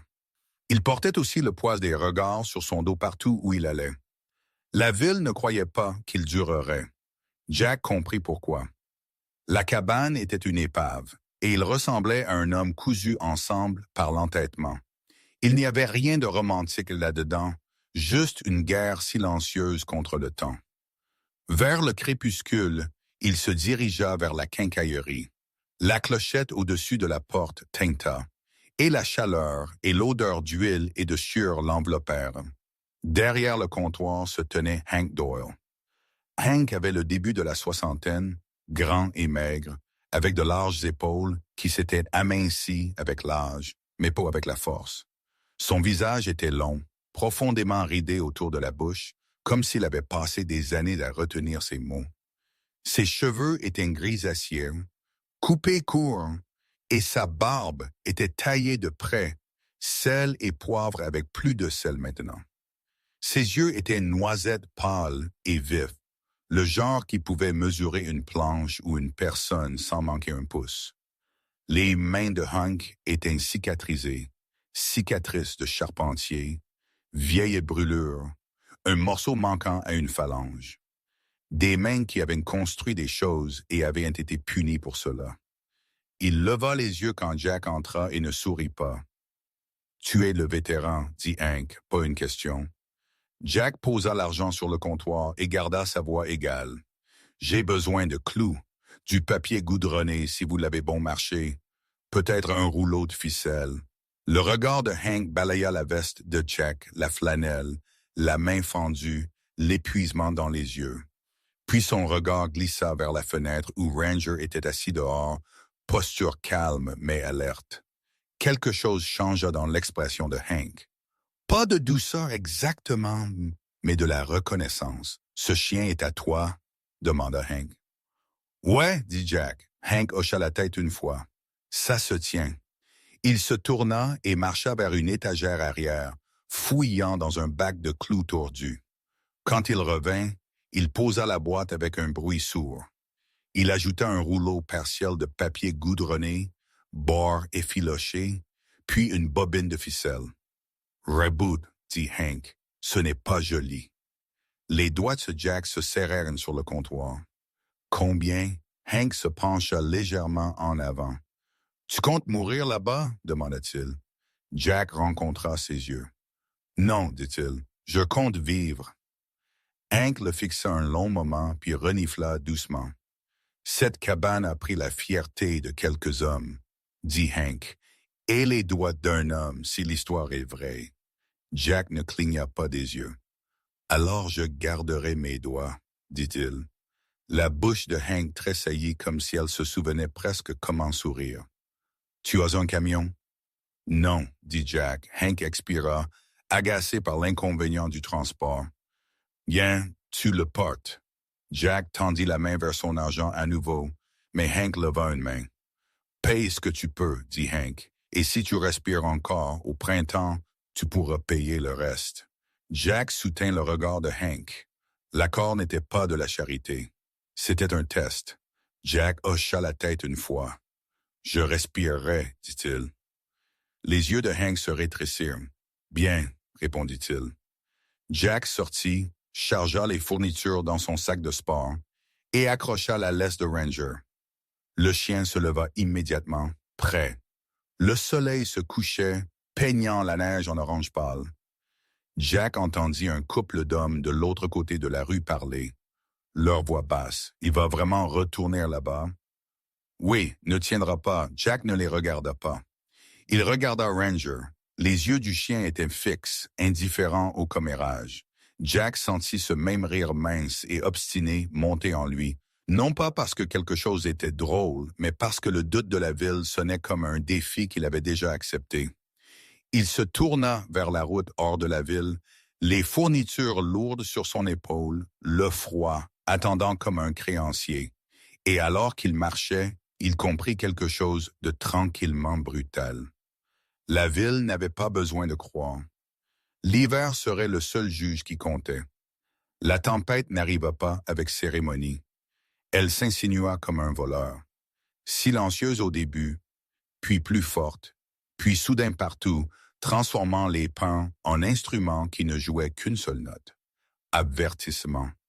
Jack Mercer revint de la ville avec les rebuts de Hank Doyle attachés à son sac de sport, des clous tordus, un rouleau partiel de papier goudronné, de la ficelle raide de vieillesse, et avec Ranger trottant à côté de lui comme un serment qui avait poussé de la fourrure. Les premiers miles dans la ligne d'arbres, le souffle de Jack resta stable, son esprit concentré sur la simple liste qui éloignait la panique. Sceller les brèches, renforcer les points faibles, rationner le bois, trouver de l'eau, puis le vent devint plus froid et plus humide, et le ciel pressa vers le bas en un épais couvercle gris qui fit que la forêt sembla plus petite. La neige commença comme de la souplesse, puis devint une chute régulière. Ce n'était pas encore le genre qui vous aveugle, mais c'était le genre qui colle, s'accroche, et vous dit que la saison a décidé que vous n'avez plus à négocier. Au moment où la cabane émergea des arbres, la clairière s'était adoucie sous une mince couverture blanche. La cabane avait l'air encore pire avec de la neige dessus. Chaque affaissement plus évident, chaque trou une bouche prête à avaler la chaleur. Ranger s'arrêta au bord du porche, renifla, puis fixa la ligne de toit avec une attention que Jack reconnut. Le chien ne craignait pas les fantômes, il craignait la physique. « Ouais, » marmonna Jack, suivant le regard de Ranger. « Je le vois aussi. À l'intérieur, l'air était plus froid qu'il n'aurait dû l'être. Le foyer ne contenait que des cendres. Les murs de la cabane craquaient comme s'ils avaient des opinions sur la météo. » Jack laissa tomber le sac de sport et se mit immédiatement au travail, car le travail était la façon de ne pas laisser son esprit glisser dans les coins sombres. Il déroula le papier goudronné sur ses genoux et réalisa à quel point il y en avait peu. Pas assez pour couvrir le toit, même pas de près, mais assez pour colmater les pires trous s'il choisissait judicieusement. Jack déchira le papier goudronné en sections, prenant soin de ne pas gaspiller. Ranger était couché près de la porte, les oreilles tournant, surveillant les interstices comme un soldat surveillant un périmètre. Jack utilisa la ficelle pour attacher une section sur un espace dans le mur où le vent sifflait. Il enfonça des clous tordus, jurant doucement chaque fois qu'un refusait de s'enfoncer droit. Les coups de marteau résonnaient dans la cabane, et le corps de Jack tressaillit au rythme du son. Il se força à continuer. Il se rappela, ce n'est pas des coupes de feu, c'est construire, c'est vivre. Il trouva un endroit où le toit avait une déchirure dentelée. L'esprit, la lumière du jour perçant comme un œil accusateur. Il étaya une planche par-dessous, puis grimpa sur une caisse pour atteindre plus haut. Prudent avec son épaule, il cloua une planche sur l'ouverture de l'intérieur, puis superposa du papier goudronné en dessous, créant un joint rudimentaire. Ce n'était pas joli, mais cela ralentissait la fin du vent. Au soir, la tempête s'était épaissie. La neige tapait contre la cabane comme des doigts impatients. Le vent poussait les murs, les testant, essayant de trouver le chemin le plus facile pour entrer. Jack alimenta le feu avec le bois qu'il avait économisé, le maintenant petit mais stable, car il ne pouvait pas se permettre de brûler toute sa réserve en une nuit. Ranger resta près de la porte, levant occasionnellement la tête lorsque le vent changeait de ton, comme si la tempête parlait dans une langue qu'il comprenait mieux que Jack. Jack mangea une pomme puis se força à garder l'autre. La faim vous rendait stupide si vous la laissiez faire. Jack essaya de ne pas la laisser faire. Quand le vent se leva, il se leva vite. Les planches de la cabane commencèrent à claquer. Quelque part au-dessus, une feuille lâche de quelque chose, du bois ou de l'étain, battait comme une aile affolée. Jack s'allongea sur sa veste près du mur le plus solide, bottes toujours aux pieds, couteau dans sa poche. Ranger se recroquevilla près de ses pieds, mais ses yeux restaient ouverts, reflétant la lumière du feu. Jack écouta la tempête et essaya de maintenir sa respiration lente. La tempête avait une façon de ramener des souvenirs avec elle. Le vent contre le bois pouvait sonner comme des mortiers entrants si votre esprit le voulait. L'esprit de Jack le voulait. Il serra la mâchoire et pressa 2 doigts contre son pouls, se basant dans quelque chose de réel. Dehors, la forêt rugissait et la cabane répondait par des craquements et des gémissements, le son d'un vieil animal refusant de mourir silencieusement. Quelque temps après minuit, le son changea. Ce n'était ni le vent ni un ruisseau. C'était un craquement net, soudain, comme un coup de fusil à l'intérieur de la pièce. Ranger explosa sur ses pattes avec un aboiement qui déchirait l'obscurité, profond et furieux. Jack se redressa instantanément, le cœur battant, son corps bougeant avant la pensée. Un autre son suivit, le bruit lourd et affreux de bois qui se brisait. Une poutre tomba d'en haut et s'écrasa sur le sol en terre battue à quelques centimètres de la tête de Jack, envoyant de la poussière et des éclats de bois dans l'air. L'impact secoua la cabane. Le feu s'embrassa, puis s'éteignit. Pendant un battement de cœur, Jack ne put bouger. Il fixa la poutre gisante là comme une arme tombée. Au-dessus d'elle, un nouveau trou s'était ouvert dans le toit, des bords dentelés encadrant une tranche de ciel nocturne. La neige tourbillonnait à travers, mince et moqueuse. Ranger se tenait au-dessus de la poutre tombée, aboyant à nouveau, puis gémissant une fois, juste une fois, comme si le chien ne pouvait pas croire que la cabane avait osé. La gorge de Jack se serra. Il regarda le trou, puis il regarda Ranger. « Bon coup, murmura-t-il, voix rauque. Les oreilles de Ranger se replièrent brièvement, puis se redressèrent. Le regard du chien retourna vers le toit, furieux et vigilant. L'esprit de Jack passa en revue les possibilités. Si la poutre était tombée pendant qu'il dormait plus profondément, si elle avait frappé son crâne, si Ranger n'avait pas aboyé, il n'y aurait pas de 2e chapitre à cette vie. La cabane n'était pas seulement inconfortable, elle était activement dangereuse. Jack expira lentement, forçant l'adrénaline à se transformer en quelque chose d'utilisable. Il pouvait soit partir, retourner en ville, devenir l'histoire qu'ils attendaient, soit il pouvait combattre la cabane comme s'il s'agissait d'une position ennemie. Jack se leva, grimaçant, tandis que son épaule protestait. Il ramassa le pied de biche et piqua la poutre tombée, la testant, pourrie à une extrémité, toujours solide à l'autre. Il la traîna sur le côté. Puis il pencha la tête en arrière et fixa la ligne du toit, les yeux se plissant, calculant. Le trou au-dessus était assez petit pour être colmaté temporairement, mais le vrai danger n'était pas le trou. C'était la structure autour. Des poutres faibles cachées par l'obscurité, attendant de céder. Jack connaissait la règle maintenant. Si vous vouliez que la cabane tienne, vous deviez démolir ce qui vous tuerait avant qu'elle ne le fasse.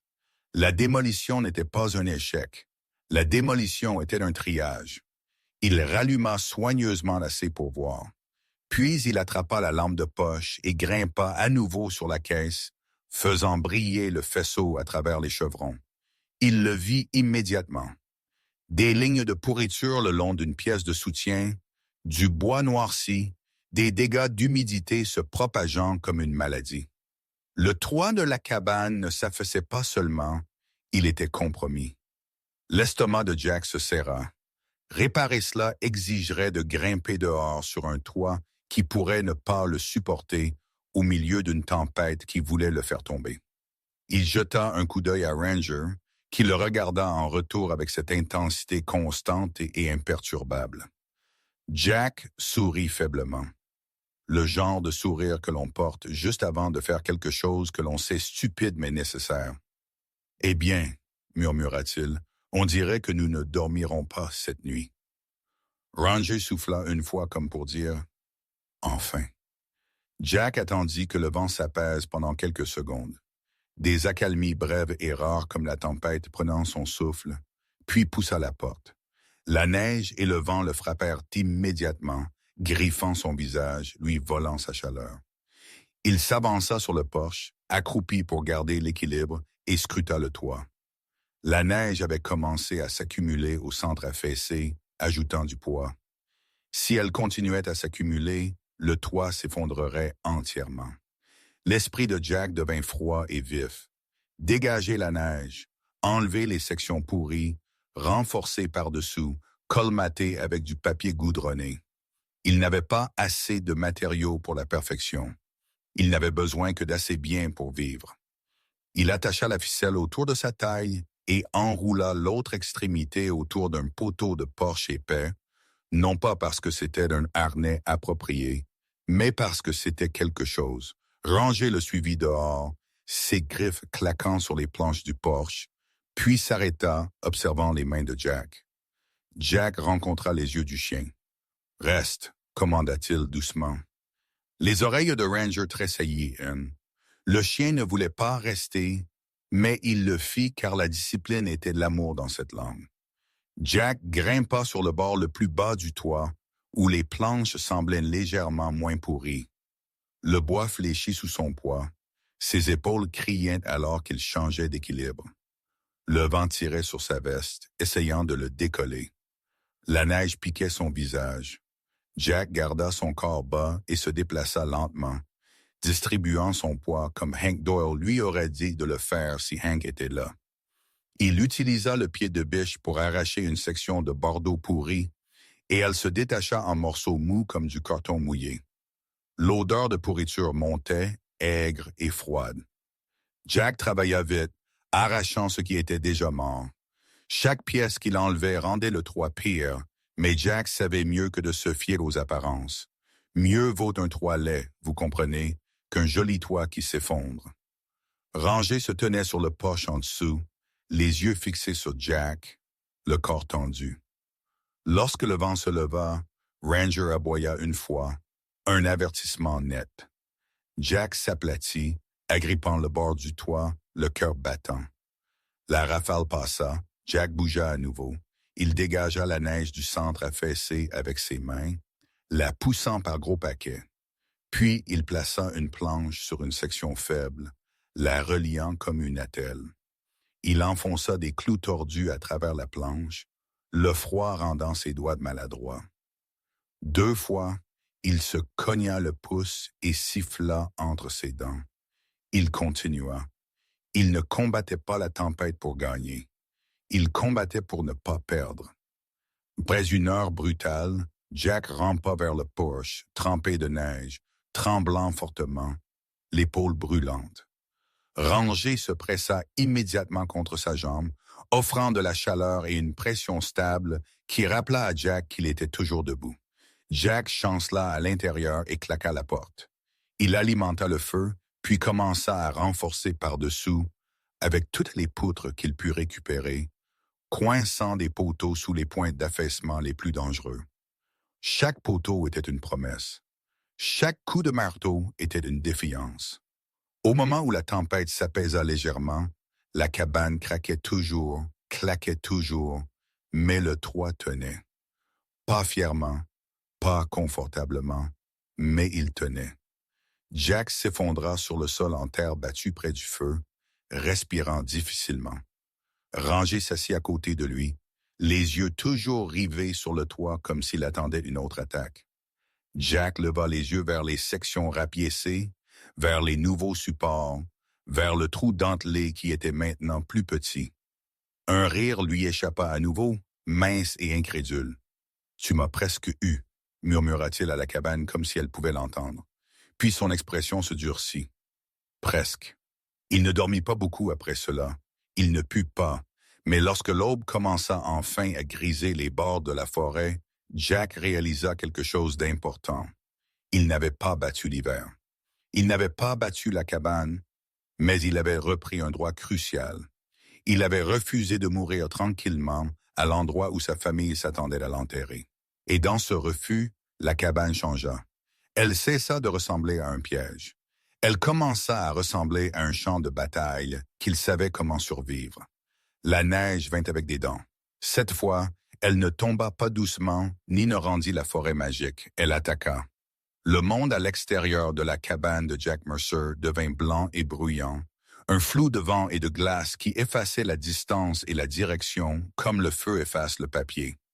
Après la nuit où le toit avait essayé de le tuer, Jack avait passé le jour suivant à renforcer ce qu'il pouvait, coinçant des poteaux plus serrés sous les poutres affaissées, superposant des morceaux de papier goudronné là où le vent avait trouvé de nouvelles entrées, empilant du bois comme si c'était de l'argent.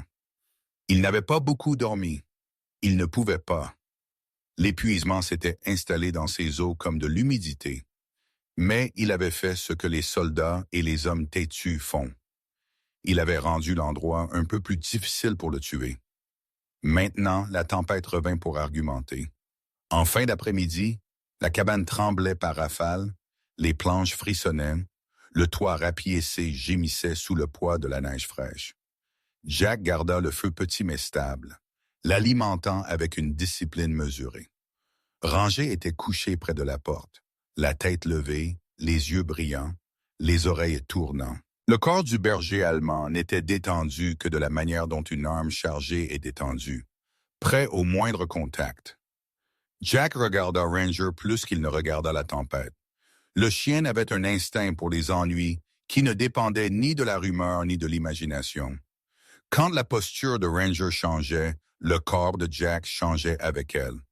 Vers le crépuscule, Ranger se leva soudainement, la queue raide, le nez levant vers la fissure sous la porte. Ses oreilles se dressèrent. Il n'aboya pas. Il écouta. Jack se figea, la main planant au-dessus du pied de biche. Le vent hurlait si fort qu'il semblait impossible d'entendre autre chose. Mais Ranger entendait quelque chose que la tempête ne pouvait noyer. Un son ténu, une rupture dans le rythme. Ranger laissa échapper un gémissement bas et urgent, puis se dirigea vers la porte et pressa son nez contre l'interstice à nouveau, respirant plus vite. Le rythme cardiaque de Jack s'accéléra. « Qu'est-ce que c'est ?»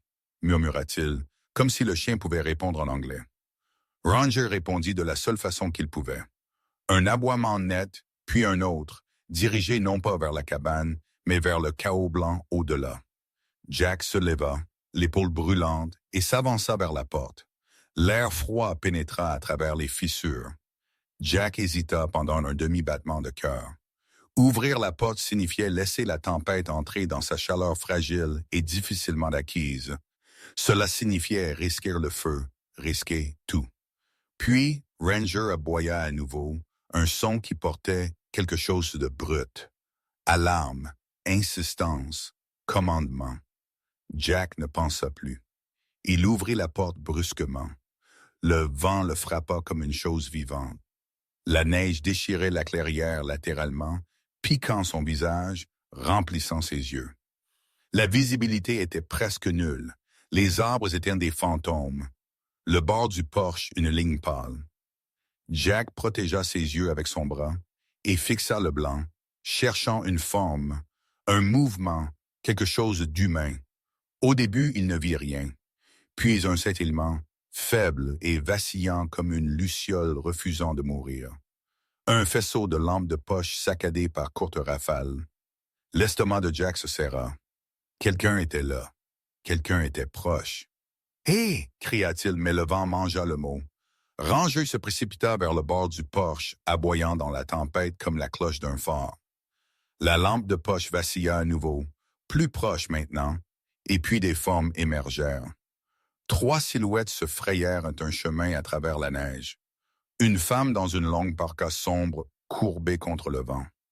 Un bras enroulé autour d'un petit garçon qu'elle portait à moitié traîné. Le garçon avait peut-être 7 ans, mince et trébuchant, son chapeau de travers, ses joues rouges et gercées.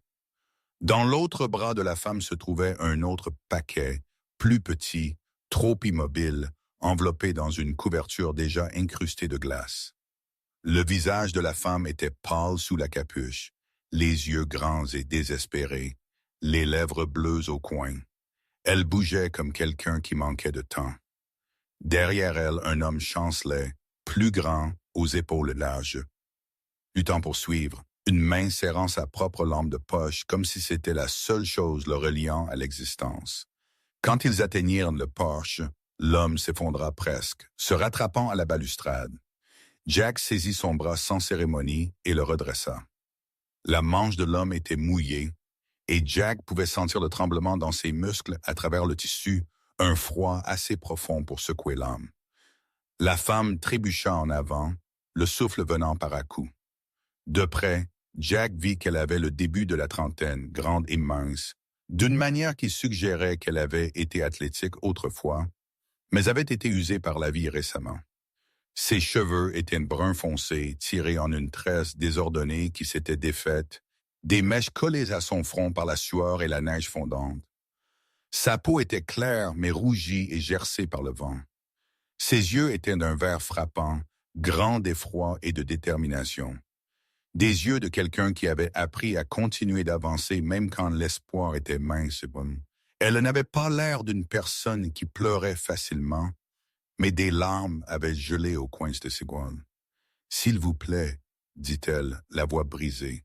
« Mon fils, il... » Jack n'attendit pas que la phrase se termine. Il s'écarta et fit signe fermement. « Dedans, » ordonna-t-il, assez fort pour percer le vent. Maintenant, Ranger recula pour faire de la place, puis se rapprocha immédiatement des jambes de la femme, la guidant comme un chien de sauvetage entraîné, bien que personne ne l'ait entraîné pour ce moment précis.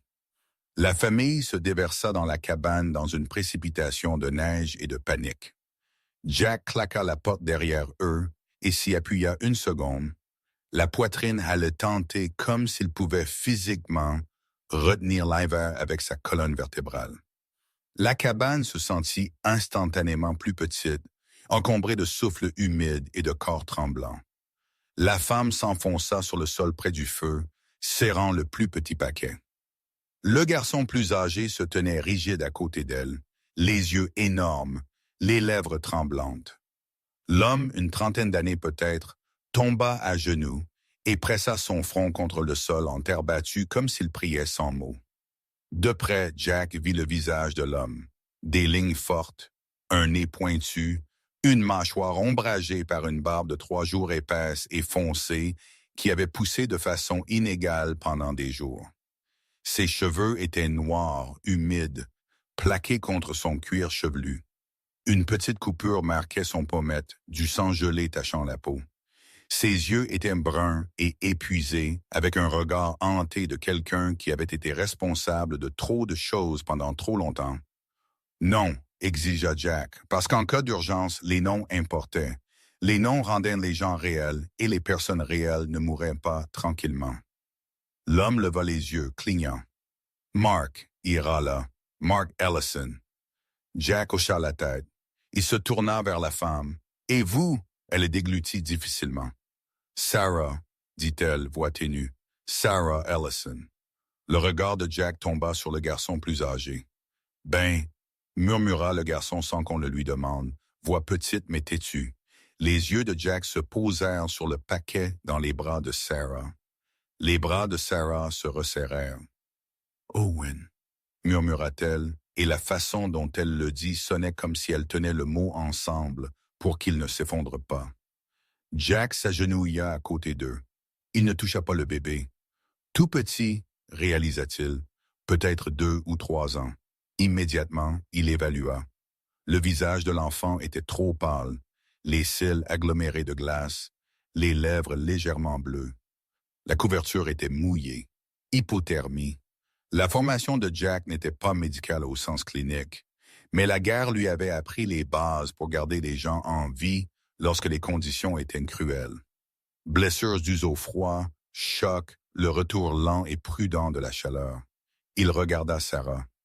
Combien de temps? Le menton de Sarah trembla. Des heures, dit-elle. Notre camion a glissé de la route. Nous avons essayé de rentrer à pied, mais... Sa voix se brisa. Il a arrêté de pleurer. Mark fit un son brisé, moitié sanglot, moitié tout. Ben regarda Jack comme si Jack était le dernier adulte sur Terre. Jack força sa voix au calme. Le calme était contagieux. La panique tuait. D'accord, dit-il, nous n'allons pas précipiter la chaleur. Nous allons la ramener lentement. Il se leva et se déplaça avec une efficacité nette, attrapant le tissu le plus propre qu'il put trouver, une vieille chemise de son sac de sport, et remplissant une petite marmite d'eau de sa gourde. Ce n'était pas grand-chose, mais c'était quelque chose. Il le posa près du feu, poche dessus, laissant la chaleur s'insinuer. Il enleva sa propre veste en cuir sans réfléchir et la drapa sur les épaules de Ben. Le garçon tressaillit d'abord, puis s'appuya contre la chaleur comme une plante affamée s'incline vers la lumière. Ranger s'allongea à côté de Sarah, pressant son corps contre sa hanche et ses jambes, rayonnant de chaleur. Sarah regarda le chien avec incrédulité. Les yeux sombres de Ranger rencontrèrent les siens brièvement, et l'expression du chien était simple. Reste! Les épaules de Sarah s'affaissèrent légèrement, comme si la présence du chien lui donnait la permission d'arrêter de se battre pendant une demi-seconde. Jack s'agenouilla à nouveau et déballa soigneusement la couverture d'Owen juste assez pour le vérifier. La peau de l'enfant était froide au toucher, et cela terrifia Jack plus que la tempête dehors. La peau froide signifiait que le cœur perdait. Jack ne laissa pas son visage montrer la peur. Il réchauffa le tissu avec l'eau chaude une fois qu'elle fut tiède, puis le pressa doucement sur le cou et la poitrine d'Owen, là où la chaleur importerait le plus. Il parla doucement pendant qu'il travaillait, non pas parce que Owen pouvait comprendre, mais parce que Sarah et Mark le pouvaient. « Il est là, » dit Jack. « Il n'est pas parti, nous avons juste besoin qu'il revienne. » Les mains de Mark tremblèrent alors qu'il tendait la main vers Owen, puis s'arrêta, craignant de toucher. Les lèvres de Sarah s'entr'ouvrirent comme si elle voulait prier, mais aucun son n'en sortit. Ben se tenait prêt, respirant vite, les yeux fixés sur son petit frère. Dehors, la tempête hurlait. Dedans, la cabane retenait son souffle. Les minutes s'étirèrent dans une étendue douloureuse. Jack continuait de réchauffer les chiffons, les faisant tourner, surveillant la respiration d'Owen.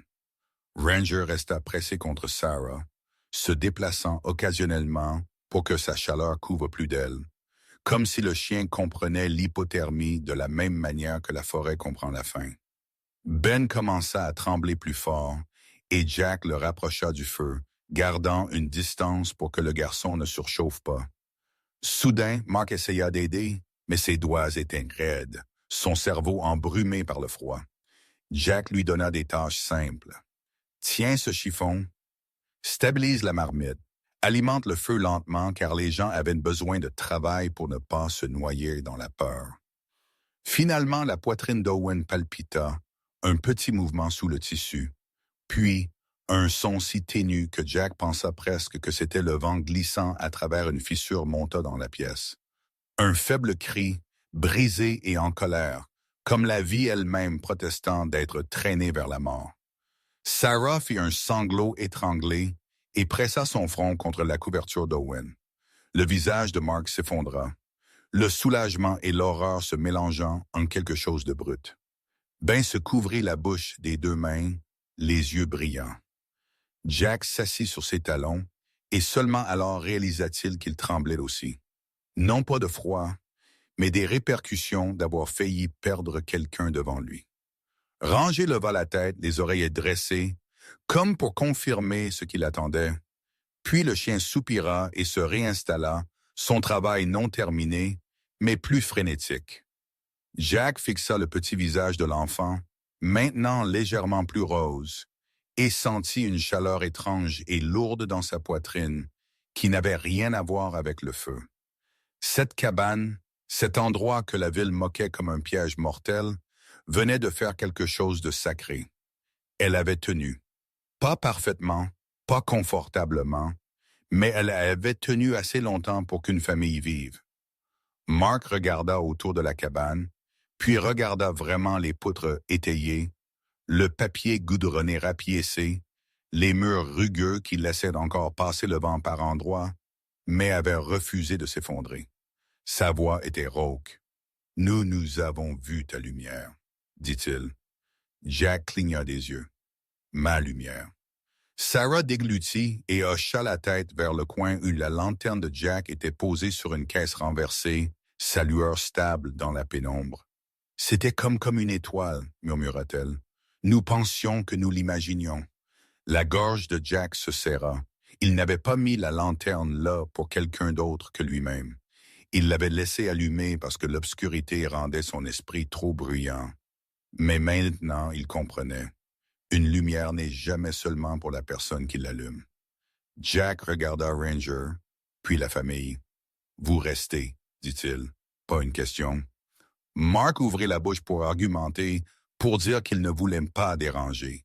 Mais Jack le coupa avec un regard qui avait mis fin à des débats dans des endroits plus rudes. « Vous restez, » répéta-t-il. « La tempête n'est pas finie, et vous non plus. » Les épaules de Mark s'affaissèrent, et il hocha la tête, se rendant non à la faiblesse, mais à la survie.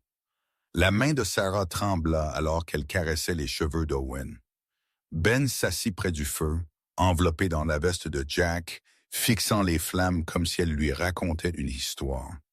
Ranger gardait la porte, son corps entre la cabane et la tempête, comme un gardien mythique placé là par quelques vieux dieux de l'hiver qui parfois prenaient pitié. Jack alimenta soigneusement le feu et écouta le vent faire rage dehors. Pour la première fois depuis que la porte de Denise s'était refermée derrière lui, Jack sentit quelque chose bouger profondément à l'intérieur. Cet endroit n'était plus seulement une cachette pour un homme trahi et son chien. C'était un refuge. Et cette vérité atterrit avec un poids qui changea la forme de tout ce qui suivit. La tempête ne se termina pas par un adieu dramatique. Elle s'épuisa, comme le font parfois les choses en colère. Bruyante, implacable, puis soudain trop fatiguée pour continuer à se battre. Vers l'aube, le vent s'adoucit. Le sifflement de la neige contre les murs s'estompa en un doux murmure. Jack Mercer se réveilla dans un silence si profond qu'il semblait contre nature, comme si la forêt avait avalé sa propre voix. Pendant un long moment, il ne bougea pas. Il était allongé sur le sol en terre battue près de la faible chaleur du feu, regardant les poutres étayées et les ombres rapiécées, écoutant la respiration humaine régulière autour de lui. Sarah Ellison dormait recroquevillée de manière protectrice autour d'Owen. Sa tresse sombre était complètement défaite. Des mèches s'étalaient sur sa joue comme de l'encre renversée. Son visage, habituellement tendu de détermination, s'était adouci en quelque chose de brut et d'épuisé. Mark Ellison était affalé contre le mur, la tête penchée en avant, sa barbe de 3 jours épaisse ombrageant une mâchoire serrée même dans son sommeil. Ben était allongé près du feu, toujours enveloppé dans la veste en cuir usé de Jack, comme si c'était un manteau mythique, ses petites mains repliées sous son menton. Ranger était éveillé, bien sûr, il l'était toujours, allongé à la porte, son corps incliné vers l'extérieur, le verrou vivant. Les oreilles du berger allemand tressaillirent une fois quand Jack bougea, et les yeux du chien rencontrèrent ceux de Jack avec une confirmation tranquille. La nuit avait tenu. Tout le monde avait vécu. Jack se redressa prudemment, les articulations raides, l'épaule endolorie comme un vieil ennemi. Il mit un petit morceau de bois dans le feu et regarda la flamme prendre, prudente et réelle. La chaleur se répandit lentement, modeste comme une promesse. Quand Sarah se réveilla, elle sursauta comme le font les gens, après que la peur a entraîné leur nerf à sauter. Ses yeux verts trouvèrent Jack, puis Ranger, puis Owen. Elle pressa sa paume sur la poitrine d'Owen, sentant la montée et la descente régulière, et un frisson la traversa. Le soulagement la frappa comme une vague retardée. « Il est chaud, » murmura-t-elle. « Vois, je peux le sentir. » Jack hocha la tête, gardant son ton calme. « Il sera fatigué aujourd'hui, » dit-il. Mais il est là. Les yeux de Sarah se remplirent à nouveau, non pas de panique maintenant, mais de gratitude qui ne savait pas où aller. Elle regarda la cabane, le papier goudronné rapiécé, les poteaux étayés, les murs rugueux qui laissaient encore passer le froid par endroits, mais n'avaient pas abandonné. Cet endroit, commença-t-elle, puis s'arrêta car les mots semblaient trop petits. Mark se réveilla ensuite. Il cligna des yeux, désorienté. Puis le souvenir revint et son visage se tendit. Quand il réalisa qu'Owen était vivant, son expression se brisa d'une manière qui surprit Jack. Les hommes adultes ne laissent pas souvent leur peur se voir ainsi en plein jour. Les épaules de Mark s'affaissèrent et il se couvrit les yeux d'une main, comme pour tenter de cacher le fait qu'il avait failli tout perdre. « Merci, » dit-il finalement, la voix épaisse. Jack secoua la tête, non pas parce qu'il ne l'acceptait pas, mais parce qu'il ne savait pas comment le tenir. « La cabane a tenu, » dit Jack. Mark regarda autour de lui à nouveau, vraiment, et hocha la tête lentement. « Alors vous avez fait tenir la cabane, » répondit-il, et cela atterrit plus lourdement que des louanges. Ils passèrent la matinée dans des mouvements lents de survie. Sarah insista pour préparer quelque chose à manger avec le peu qui leur restait. Une soupe diluée avec de l'eau, du pain déchiré en petits morceaux pour étirer, le genre de repas qui avait le goût d'humilité et de soulagement. Ben plana près de Ranger au début, fasciné par le calme du chien. Ranger toléra l'attention avec la patience d'un vieux soldat, tressaillant occasionnellement d'une oreille lorsque Ben le touchait trop rapidement.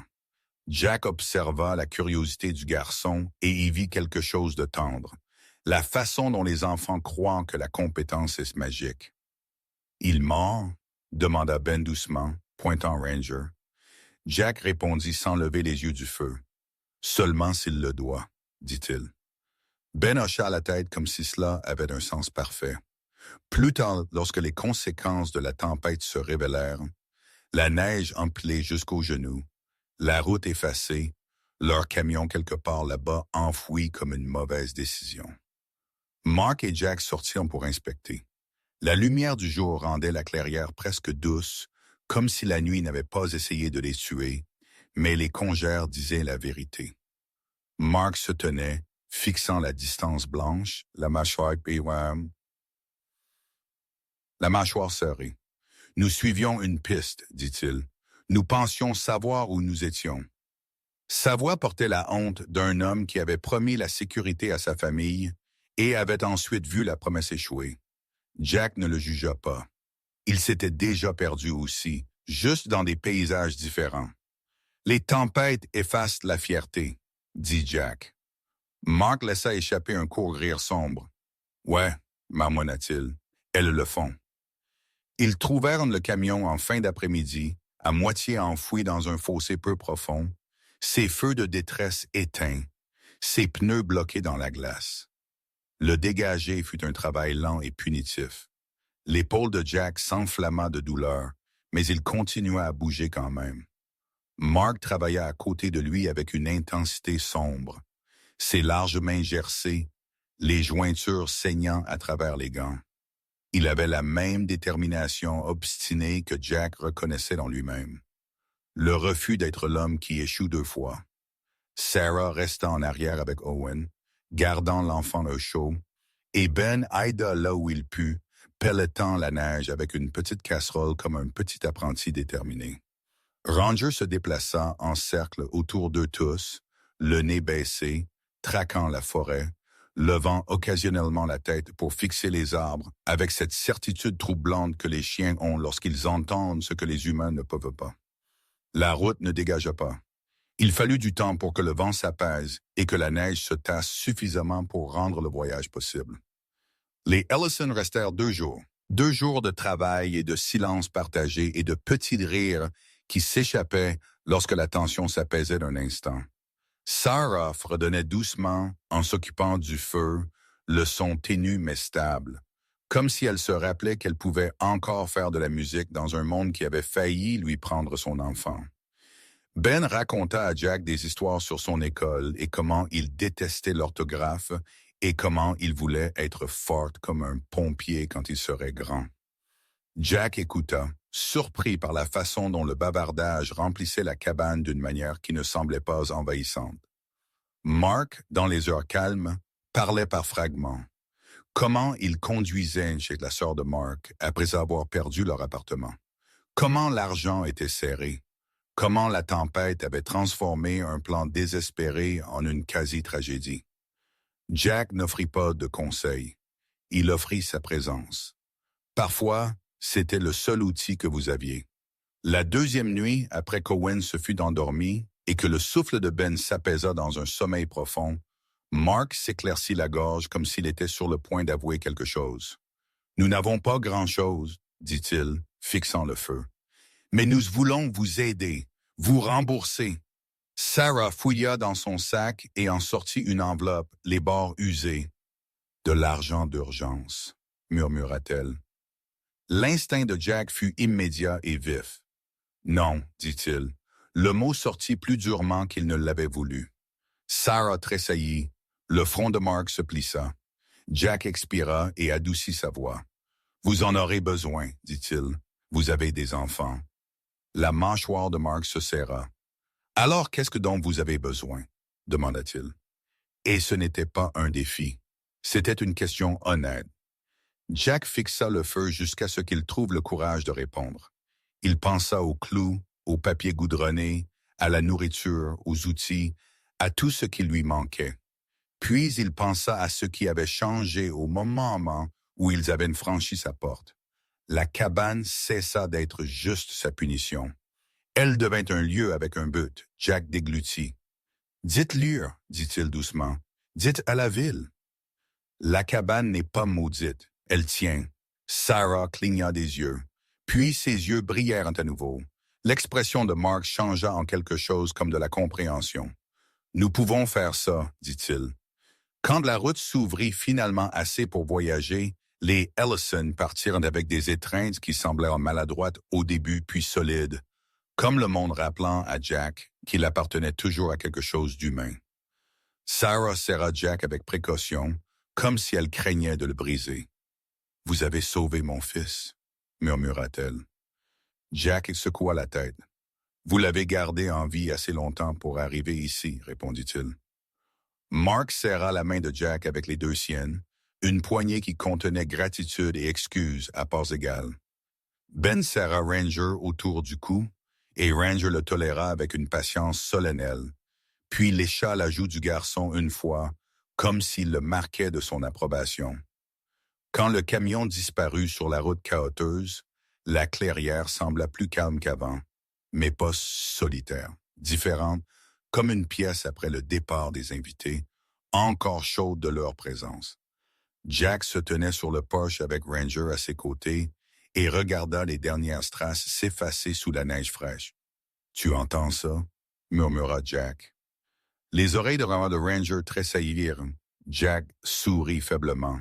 « La cabane a un nom maintenant, dit-il, bien qu'il ne le sût pas encore. La ville l'apprit avant Jack.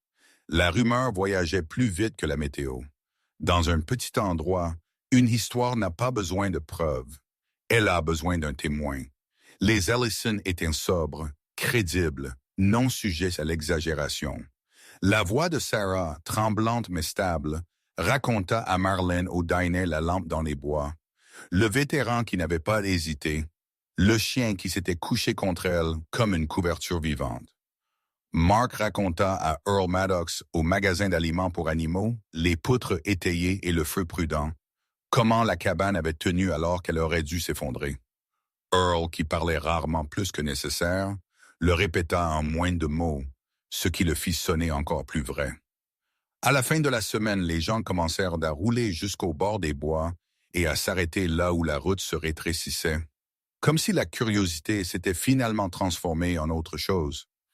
Ils ne venaient pas en groupe, ils ne venaient pas pour regarder, ils venaient comme les gens le font quand ils veulent t'aider, mais ils ne veulent pas admettre qu'ils avaient tort. Jack remarqua la première offrande au crépuscule, un fagot de bois de chauffage fendu laissé près du porche, soigneusement attaché avec du fil. Pas de mots, juste du bois. Il le fixa un long moment, méfiant comme si cela pouvait être un piège. Ranger le renifla, puis remua la queue une fois, lentement et satisfait. « D'accord, marmonna Jack. Prends la victoire. » Le lendemain, un sac de pommes de terre apparut près de la porte, encore saupoudré de terre, lourd et réel.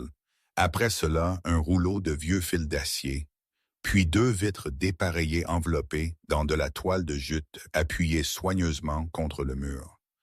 Chaque garde d'eau était assez petit pour être refusé comme charité, assez pratique pour être accepté sans que la fierté ne vous étouffe.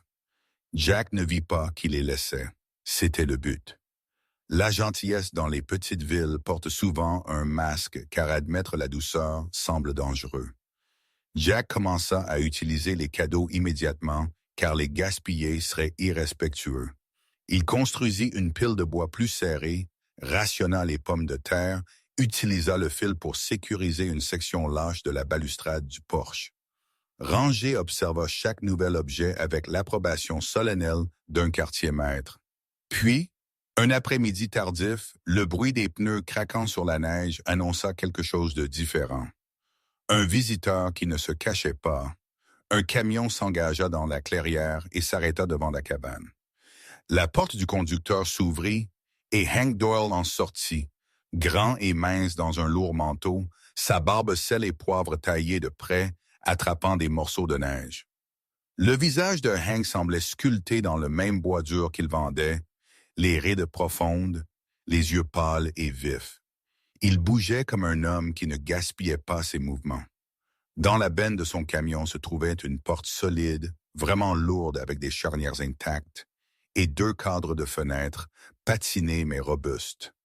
Hank leva les yeux vers la ligne de toit de la cabane, puis vers les poteaux étayés visibles à travers l'entrée. « J'ai entendu dire que vous aviez transformé la cabane morte en canot de sauvetage, » dit Hank. La bouche de Jack tressaillit. « Elle a d'abord essayé de me tuer, » répondit Jack. Hank grogna, la chose la plus proche qu'il avait d'un rire. Il marcha vers la benne du camion et frappa la porte une fois. « Ce n'est pas un cadeau, » dit Hank immédiatement, comme s'il craignait que le mot ne l'adoucît. « C'est une dette. » Jack fronça les sourcils. « Je ne vous dois rien. » Hank le coupa d'une main levée. « Pas à vous, dit-il, le regard stable. La ville à l'homme qui a gardé une lumière allumée dans une tempête. » Jack sentit une chaleur monter dans sa gorge, inconfortable et vive. Il ne savait pas comment être honoré. Il savait comment être utilisé. C'était différent. Ranger s'avança, la queue remuant maintenant, non pas frénétiquement, mais avec une calme certitude, comme s'il s'y attendait depuis le début. Hank baissa les yeux vers le chien. « Et toi, Haiti, marmonna Hank, et pendant une seconde sa voix s'adoucit. Bon chien. Les oreilles de The Ranger se dressèrent, satisfait de la reconnaissance. Jack s'éclaircit la gorge. Je peux payer, dit-il doucement, instinctivement. Les yeux de Hank se plissèrent. Oui, d'abord, répondit-il. Puis il commença à décharger la porte et les fenêtres sans attendre la permission, car Hank Doyle n'aidait que dans le langage de l'action. Jack prit un côté de la porte, l'épaule hurlant, et Hank prit l'autre, ses vieilles mains de charpentier stable. Ranger trotta autour d'eux, supervisant. Ensemble, ils appuyèrent la porte contre le mur de la cabane. Hank recula, inspecta l'endroit comme s'il évaluait un chantier, puis hocha la tête une fois. « Vous mettez cette lampe à la fenêtre chaque nuit, » dit-il. Jack cligna des yeux. « Je... » Hank leva à nouveau une main. « N'explique pas, dit-il. Continue juste de le faire. » Puis il grimpa dans son camion, le moteur grondant. Avant de partir, il regarda Jack une dernière fois. « Les gens laissent des choses, dit-il. Laissez-les. » Jack fixa. La bouche de Hank tressaillit presque en un sourire. « Il s'avère, ajouta Hank, la plupart des gens ne savent pas comment être corrects avant qu'une tempête ne les embarrasse. » Puis il partit, laissant des traces de pneus comme une ponctuation dans la neige. Jack se tenait dans la clairière avec la nouvelle porte et les fenêtres à côté de lui, et Ranger pressé contre sa jambe. La cabane derrière lui craquait doucement, comme si elle s'ajustait à l'idée d'être plus qu'une rumeur. Jack regarda la lueur de la lanterne à l'intérieur et sentit quelque chose s'installer dans sa poitrine. Lourd, stable, inconnu. La lumière n'était plus seulement pour lui. C'était un marqueur, une promesse, un point sur la carte où le monde pouvait encore choisir la miséricorde. Le printemps n'arriva pas comme un héros. Il arriva comme une excuse, tranquille, lent, presque timide concernant les ennuis que l'hiver avait causés. Le premier signe ne fut pas la chaleur, ce fut un son, un goutte-à-goutte constant de la ligne du toit pendant la partie la plus lumineuse de la journée. Chaque goutte tapant la terre comme une horloge décidant enfin de bouger à nouveau. Jack Mercer se tenait devant sa cabane un matin et regarda un mince ruban d'eau de fonte couler le long d'une planche de fête rapiécée, attrapant la lumière du soleil une seconde avant de disparaître dans le sol.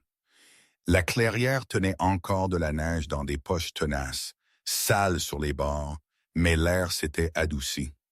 Le vent ne donnait plus l'impression d'essayer de le couper en deux. Il mordait encore, mais il ne chassait plus. Derrière Jack, la cabane ressemblait à un survivant qui avait cessé d'essayer de cacher ses cicatrices. De loin, elle était toujours laide. Des planches dépareillées, du papier goudronné cousu en couture noire, une ligne de toit irrégulière comme un sourire tordu, mais elle se tenait droite de manière significative. Des poteaux étayaient des points d'affaissement. La nouvelle porte livrée par Hank Doyle avait tout changé.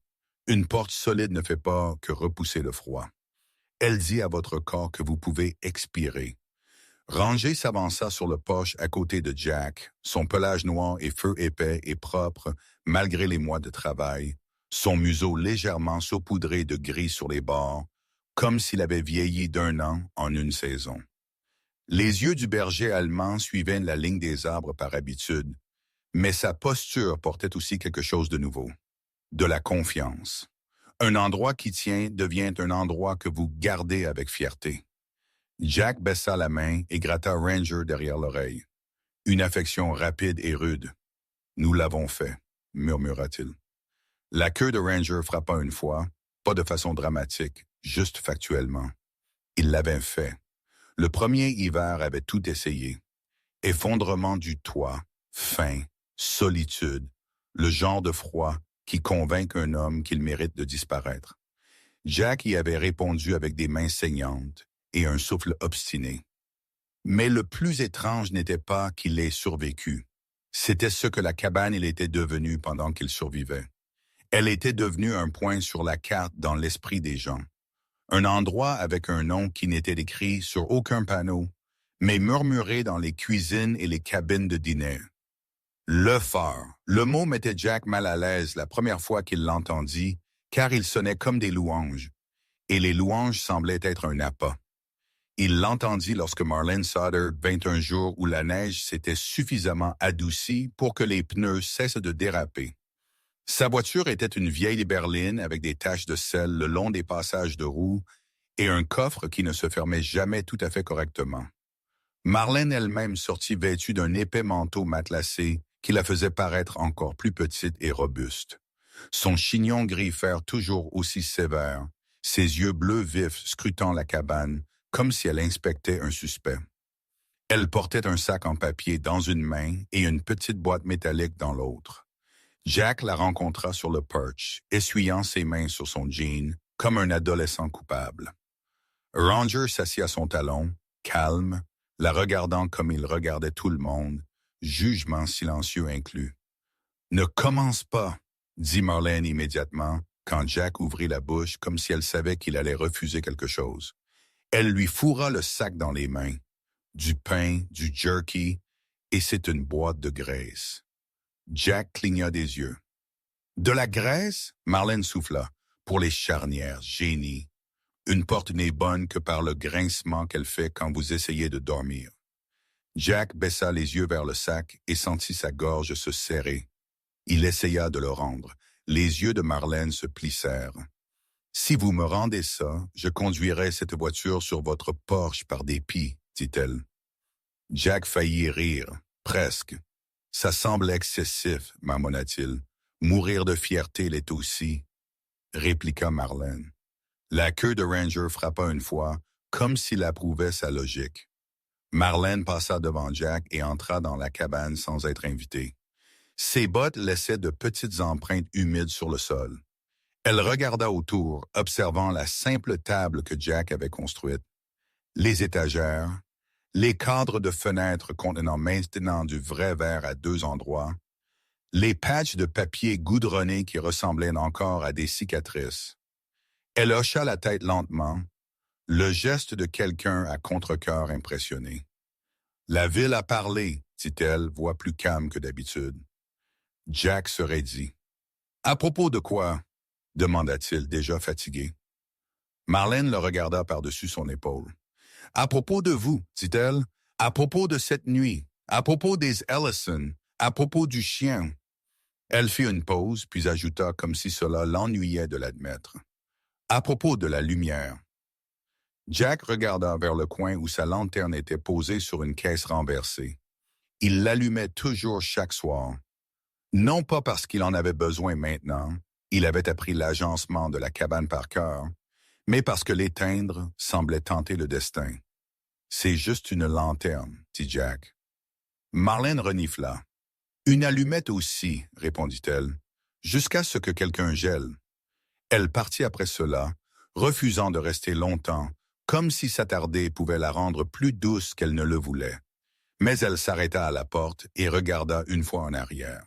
« Ne la laisse pas s'éteindre, » dit-elle, puis retourna à sa voiture. Jack se tenait sur le pas de la porte, la regardant partir, et il réalisa que le conseil ne portait pas sur la lumière. Il portait sur le but. Le but de la cabane était devenu plus grand que sa survie. Cette réalisation changea la forme de ses journées. Il se levait toujours tôt. Il vérifiait toujours les poutres et la ligne de toit. Mais maintenant, il surveillait aussi plus souvent la route, non pas parce qu'il s'attendait à des ennuis, mais parce qu'il comprenait que les ennuis existaient, que vous vous y attendiez ou non. Et parfois, il suivait la lumière. La ville avait commencé à offrir plus que des pommes de terre et du bois. Ils avaient commencé à offrir du travail. Au début, c'était petit. Earl Maddox demanda à Jack de réparer une porte de remise déformée qui restait bloquée depuis des années. Jack y alla, amena Ranger, la répara avec des coupes soignées et de la patience. Earl le paya en espèces et avec un sac de haricots secs, détournant le regard comme si une gratitude directe pouvait les embarrasser tous les deux. Puis Tyler Voss lui demanda de renforcer une marche arrière derrière le diner qui était devenue molle. Jack le fit. Marlene regardait par la fenêtre, faisant semblant de ne pas regarder. La nouvelle se répandit. Un homme nommé Calvin Price sortit ensuite, présenté par Hank Doyle avec un court grognement. Il est bien. Il n'abandonne pas. Calvin avait la quarantaine, un cou épais, des cheveux sable coupés trop courts et un visage rendu rugueux par des années de travail en extérieur. Il parlait sans détour comme un marteau. Des clôtures abattues. Levant la prise. Je paierai. Jack hocha la tête et le suivit sans histoire. Réparer des clôtures, reconstruire des charnières, étayer des poches. Jack réalisa quelque chose qui le troubla au début. Il redevenait utile. La guerre avait pris son utilité et l'avait transformé en traumatisme. La cabane lui en donna une autre sorte. Celle-ci construisait au lieu de détruire. Hank Doyle devint une présence régulière, bien qu'il fît semblant de ne pas l'être. Il passait en voiture pour ses courses et ralentissait près de la clairière, regardant Jack travailler avec ce regard vif noisette. Parfois, il s'arrêtait et corrigeait une mesure avec un grognement. « Droit, disait-il. Si tu ne le fais pas, l'hiver le fera. » Hank n'appelait jamais cela enseigner, mais Jack apprenait quand même. Ranger regardait Hank comme il regardait Jack. Respectueux, alerte, étrangement approbateur. Hank faisait semblant de ne pas aimer le chien, mais sa main tombait parfois pour gratter la tête de Ranger pendant une demi-seconde avant qu'il ne se reprenne. Le plus grand changement survint lorsque Sarah et Mark revinrent des semaines plus tard, lorsque les routes étaient praticables et que le ciel était enfin plus bleu que gris. Jack entendit le camion avant de le voir. Le grondement familier. Ranger se leva instantanément et trotta jusqu'au bord de la clairière, la queue remuant avec une excitation contrôlée, comme s'il reconnaissait la famille à son odeur. Le camion des Ellison s'engagea et s'arrêta. Sarah en sortit la première, l'air plus saine qu'elle ne l'avait été pendant la tempête. Toujours grande et mince, mais son visage avait de la couleur maintenant, et ses yeux verts ne semblaient plus s'y traquer. Ses cheveux étaient attachés proprement, la tresse plus intentionnelle que désespérée. Mark suivit, toujours aux épaules larges, portant toujours cette barbe de 3 jours sombre, mais sa posture avait aussi changé. Il ressemblait à un homme qui avait dormi sans tressaillir pour la première fois depuis des mois. Ben sauta et courut directement vers Ranger avec un sourire qui appartenait à nouveau à l'enfance. Owen trottina derrière, émitouflé dans un petit manteau, les joues roses, les yeux brillants. Jack sentit quelque chose dans sa poitrine se serrer et se desserrer en même temps. Vivant, pensa-t-il, et les mots sonnaient toujours sacrés. Sarah tendit un journal plié. « Nous voulions que vous voyiez ça, dit-elle. Jack le prit avec précaution, comme si le papier pouvait mordre. Le titre n'était pas fantaisiste, mais il était réel. La cabane d'un vétéran local sauve une famille dans le blizzard. La ville l'appelle Le Phare. Le nom de Jack était là, non pas comme une rumeur, mais comme de l'encre. Son estomac se tordit d'inconfort. La célébrité, même la célébrité d'une petite ville, donnait l'impression de se tenir sous les projecteurs quand on avait passé des mois à apprendre à survivre dans l'ombre. Mark tapota doucement l'épaule de Jack. Assez doucement pour ne pas toucher la blessure, mais assez solidement pour signifier quelque chose. « Il parlait déjà, dit Mark. Nous nous sommes juste assurés qu'il parlait correctement. » Ben leva les yeux vers Jack, les yeux grands. « Maman dit que vous êtes comme un super-héros, dit Ben, puis fronça les sourcils comme s'il craignait d'avoir insulté Jack. Jack laissa échapper un souffle qui était presque un rire. « Je suis un gars avec un toit qui fuit, dit-il. Ben sourit. « Quand même, insista Ben. Owen trottina vers Ranger et tendit ses petites mains. Ranger baissa la tête, permettant à l'enfant de toucher sa fourrure. L'expression du chien s'adoucit en quelque chose d'ancien et de patient, un gardien laissant un enfant croire que le monde pouvait être sûr. Ils restèrent pour le dîner. Pas un festin. Jack ne faisait pas de festin, mais un repas simple avec des pommes de terre, des haricots et le dernier jerky de Marlène réchauffé lentement sur le feu. Les rires remplirent la cabane par petites explosions, étranges et lumineux. Sarah parla de la façon dont elle avait commencé à transporter des couvertures supplémentaires dans le camion maintenant. Comment elle avait appris à la dure que la préparation n'était pas de la paranoïa. Mark parla d'essayer de reconstruire leur vie sans être englouti par la honte. Jack écouta, et pour une fois, la cabane ressembla moins à un champ de bataille et plus à un foyer. Après le départ des Ellison, Ben s'attarda à la porte. Il hésita puis dit doucement, « Je veux construire des choses comme vous. » Jack baissa les yeux vers le visage sérieux du garçon et sentit le poids de cette déclaration. Un enfant ne choisit pas ses idoles à la légère. Jack s'agenouilla pour qu'ils soient au même niveau. « Alors commence par ce qui est assez, » dit Jack. « Pas ce qui est facile. » Ben hocha la tête comme si on venait de lui donner une arme secrète. Puis il courut vers le camion, agitant la main à travers la fenêtre alors qu'il s'éloignait. Les jours s'allongèrent après cela. La neige recula, la boue revint, les oiseaux revinrent sur les branches. Jack continua à travailler, non pas parce qu'il avait peur de mourir maintenant, mais parce qu'il comprenait ce que le travail lui avait donné. Une preuve. Preuve que la trahison n'était pas le dernier chapitre. Preuve qu'une chose ruinée pouvait être réparée sans devenir quelqu'un d'autre entièrement. Un soir, alors que le ciel était doux et que l'air sentait légèrement la terre dégelée, Jack se tint près de la fenêtre et accrocha une vraie lampe à huile à un crochet qu'il avait installé lui-même. Ce n'était pas fantaisiste, juste une lampe en verre robuste avec un cadre métallique, quelque chose que Hank avait discrètement mal compté dans son inventaire. Jack la remplit soigneusement, les mains stables. Ranger s'assit à côté de lui, observant comme si c'était un rituel. Jack alluma la mèche. La flamme monta lentement et sûrement, et sa lueur remplit la cabane d'un or chaud qui rendit les planches rugueuses presque douces. Jack la fixa longuement. Il pensa à Denise et au papier et au vol, et à la façon dont on lui avait remis une épave comme une blague. Il pensa à la poutre du toit qui avait failli le tuer. Il pensa aux larmes gelées de Sarah et aux premiers faibles cris d'Owen. Il pensa au fagot de bois laissé sans nom. Il pensa à la dette brusque de Hank, la menace de Marlène de foncer dans son Porsche, le corps de Ranger pressé contre des étrangers comme un bouclier vivant. Et il comprit la vérité amère et belle. Certaines personnes lui avaient volé sa maison. Mais l'hiver avait rendu quelque chose de plus profond. Une maison avec un sens. Une maison qui n'existait pas pour protéger un seul homme. Jack posa brièvement sa main sur la tête de Ranger. « Nouveau serment », murmura-t-il, comme s'il parlait à un dieu qui vivait dans les tempêtes et les pins.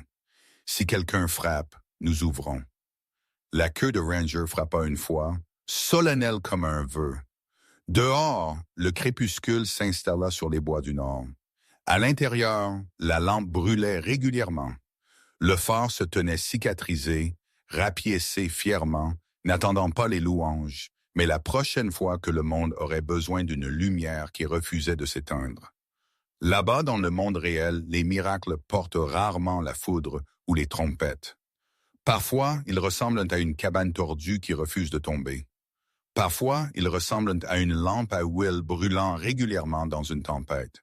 Et parfois, si le ciel se sent particulièrement poétique, ils ressemblent à un chien de guerre allongé à une porte, comme un ange qui a choisi la fourrure au lieu des ailes.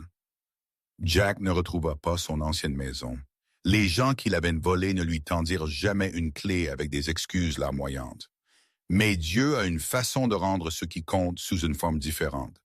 L'hiver essaya de l'enterrer, mais il devint le fourneau qui le forgea. La cabane qu'il moquait comme maudite devint un refuge.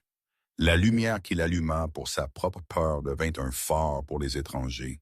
C'est ainsi que la grâce se meut souvent. Tranquille, obstinée et parfaitement synchronisée. C'est peut-être cela le miracle ici. Non pas qu'un homme ait survécu au froid, mais que l'amour ait survécu à la trahison et se soit ensuite multiplié. Alors, voici la question que l'histoire laisse à votre porte. Quelle est la lampe que Dieu a placée dans vos mains? Ce pourrait être un mot gentil, un repas, un appel téléphonique, un pardon que vous avez retardé, un petit acte de courage quand personne ne regarde. Ne le sous-estimez pas, parce qu'une petite lumière peut guider quelqu'un à travers un hiver que vous ne verrez jamais. Si cette histoire a touché votre cœur, Tapez Amen dans les commentaires et partagez d'où vous regardez. Laissez ce phare briller un peu plus loin ce soir. Partagez cette vidéo avec quelqu'un qui a besoin d'espoir.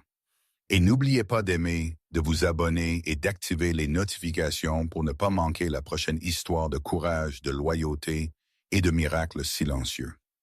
Et que Dieu vous bénisse, vous et votre famille, qu'il vous garde au chaud dans chaque tempête, qu'il affermisse vos pas dans chaque saison difficile et qu'il vous ramène en toute sécurité à la maison.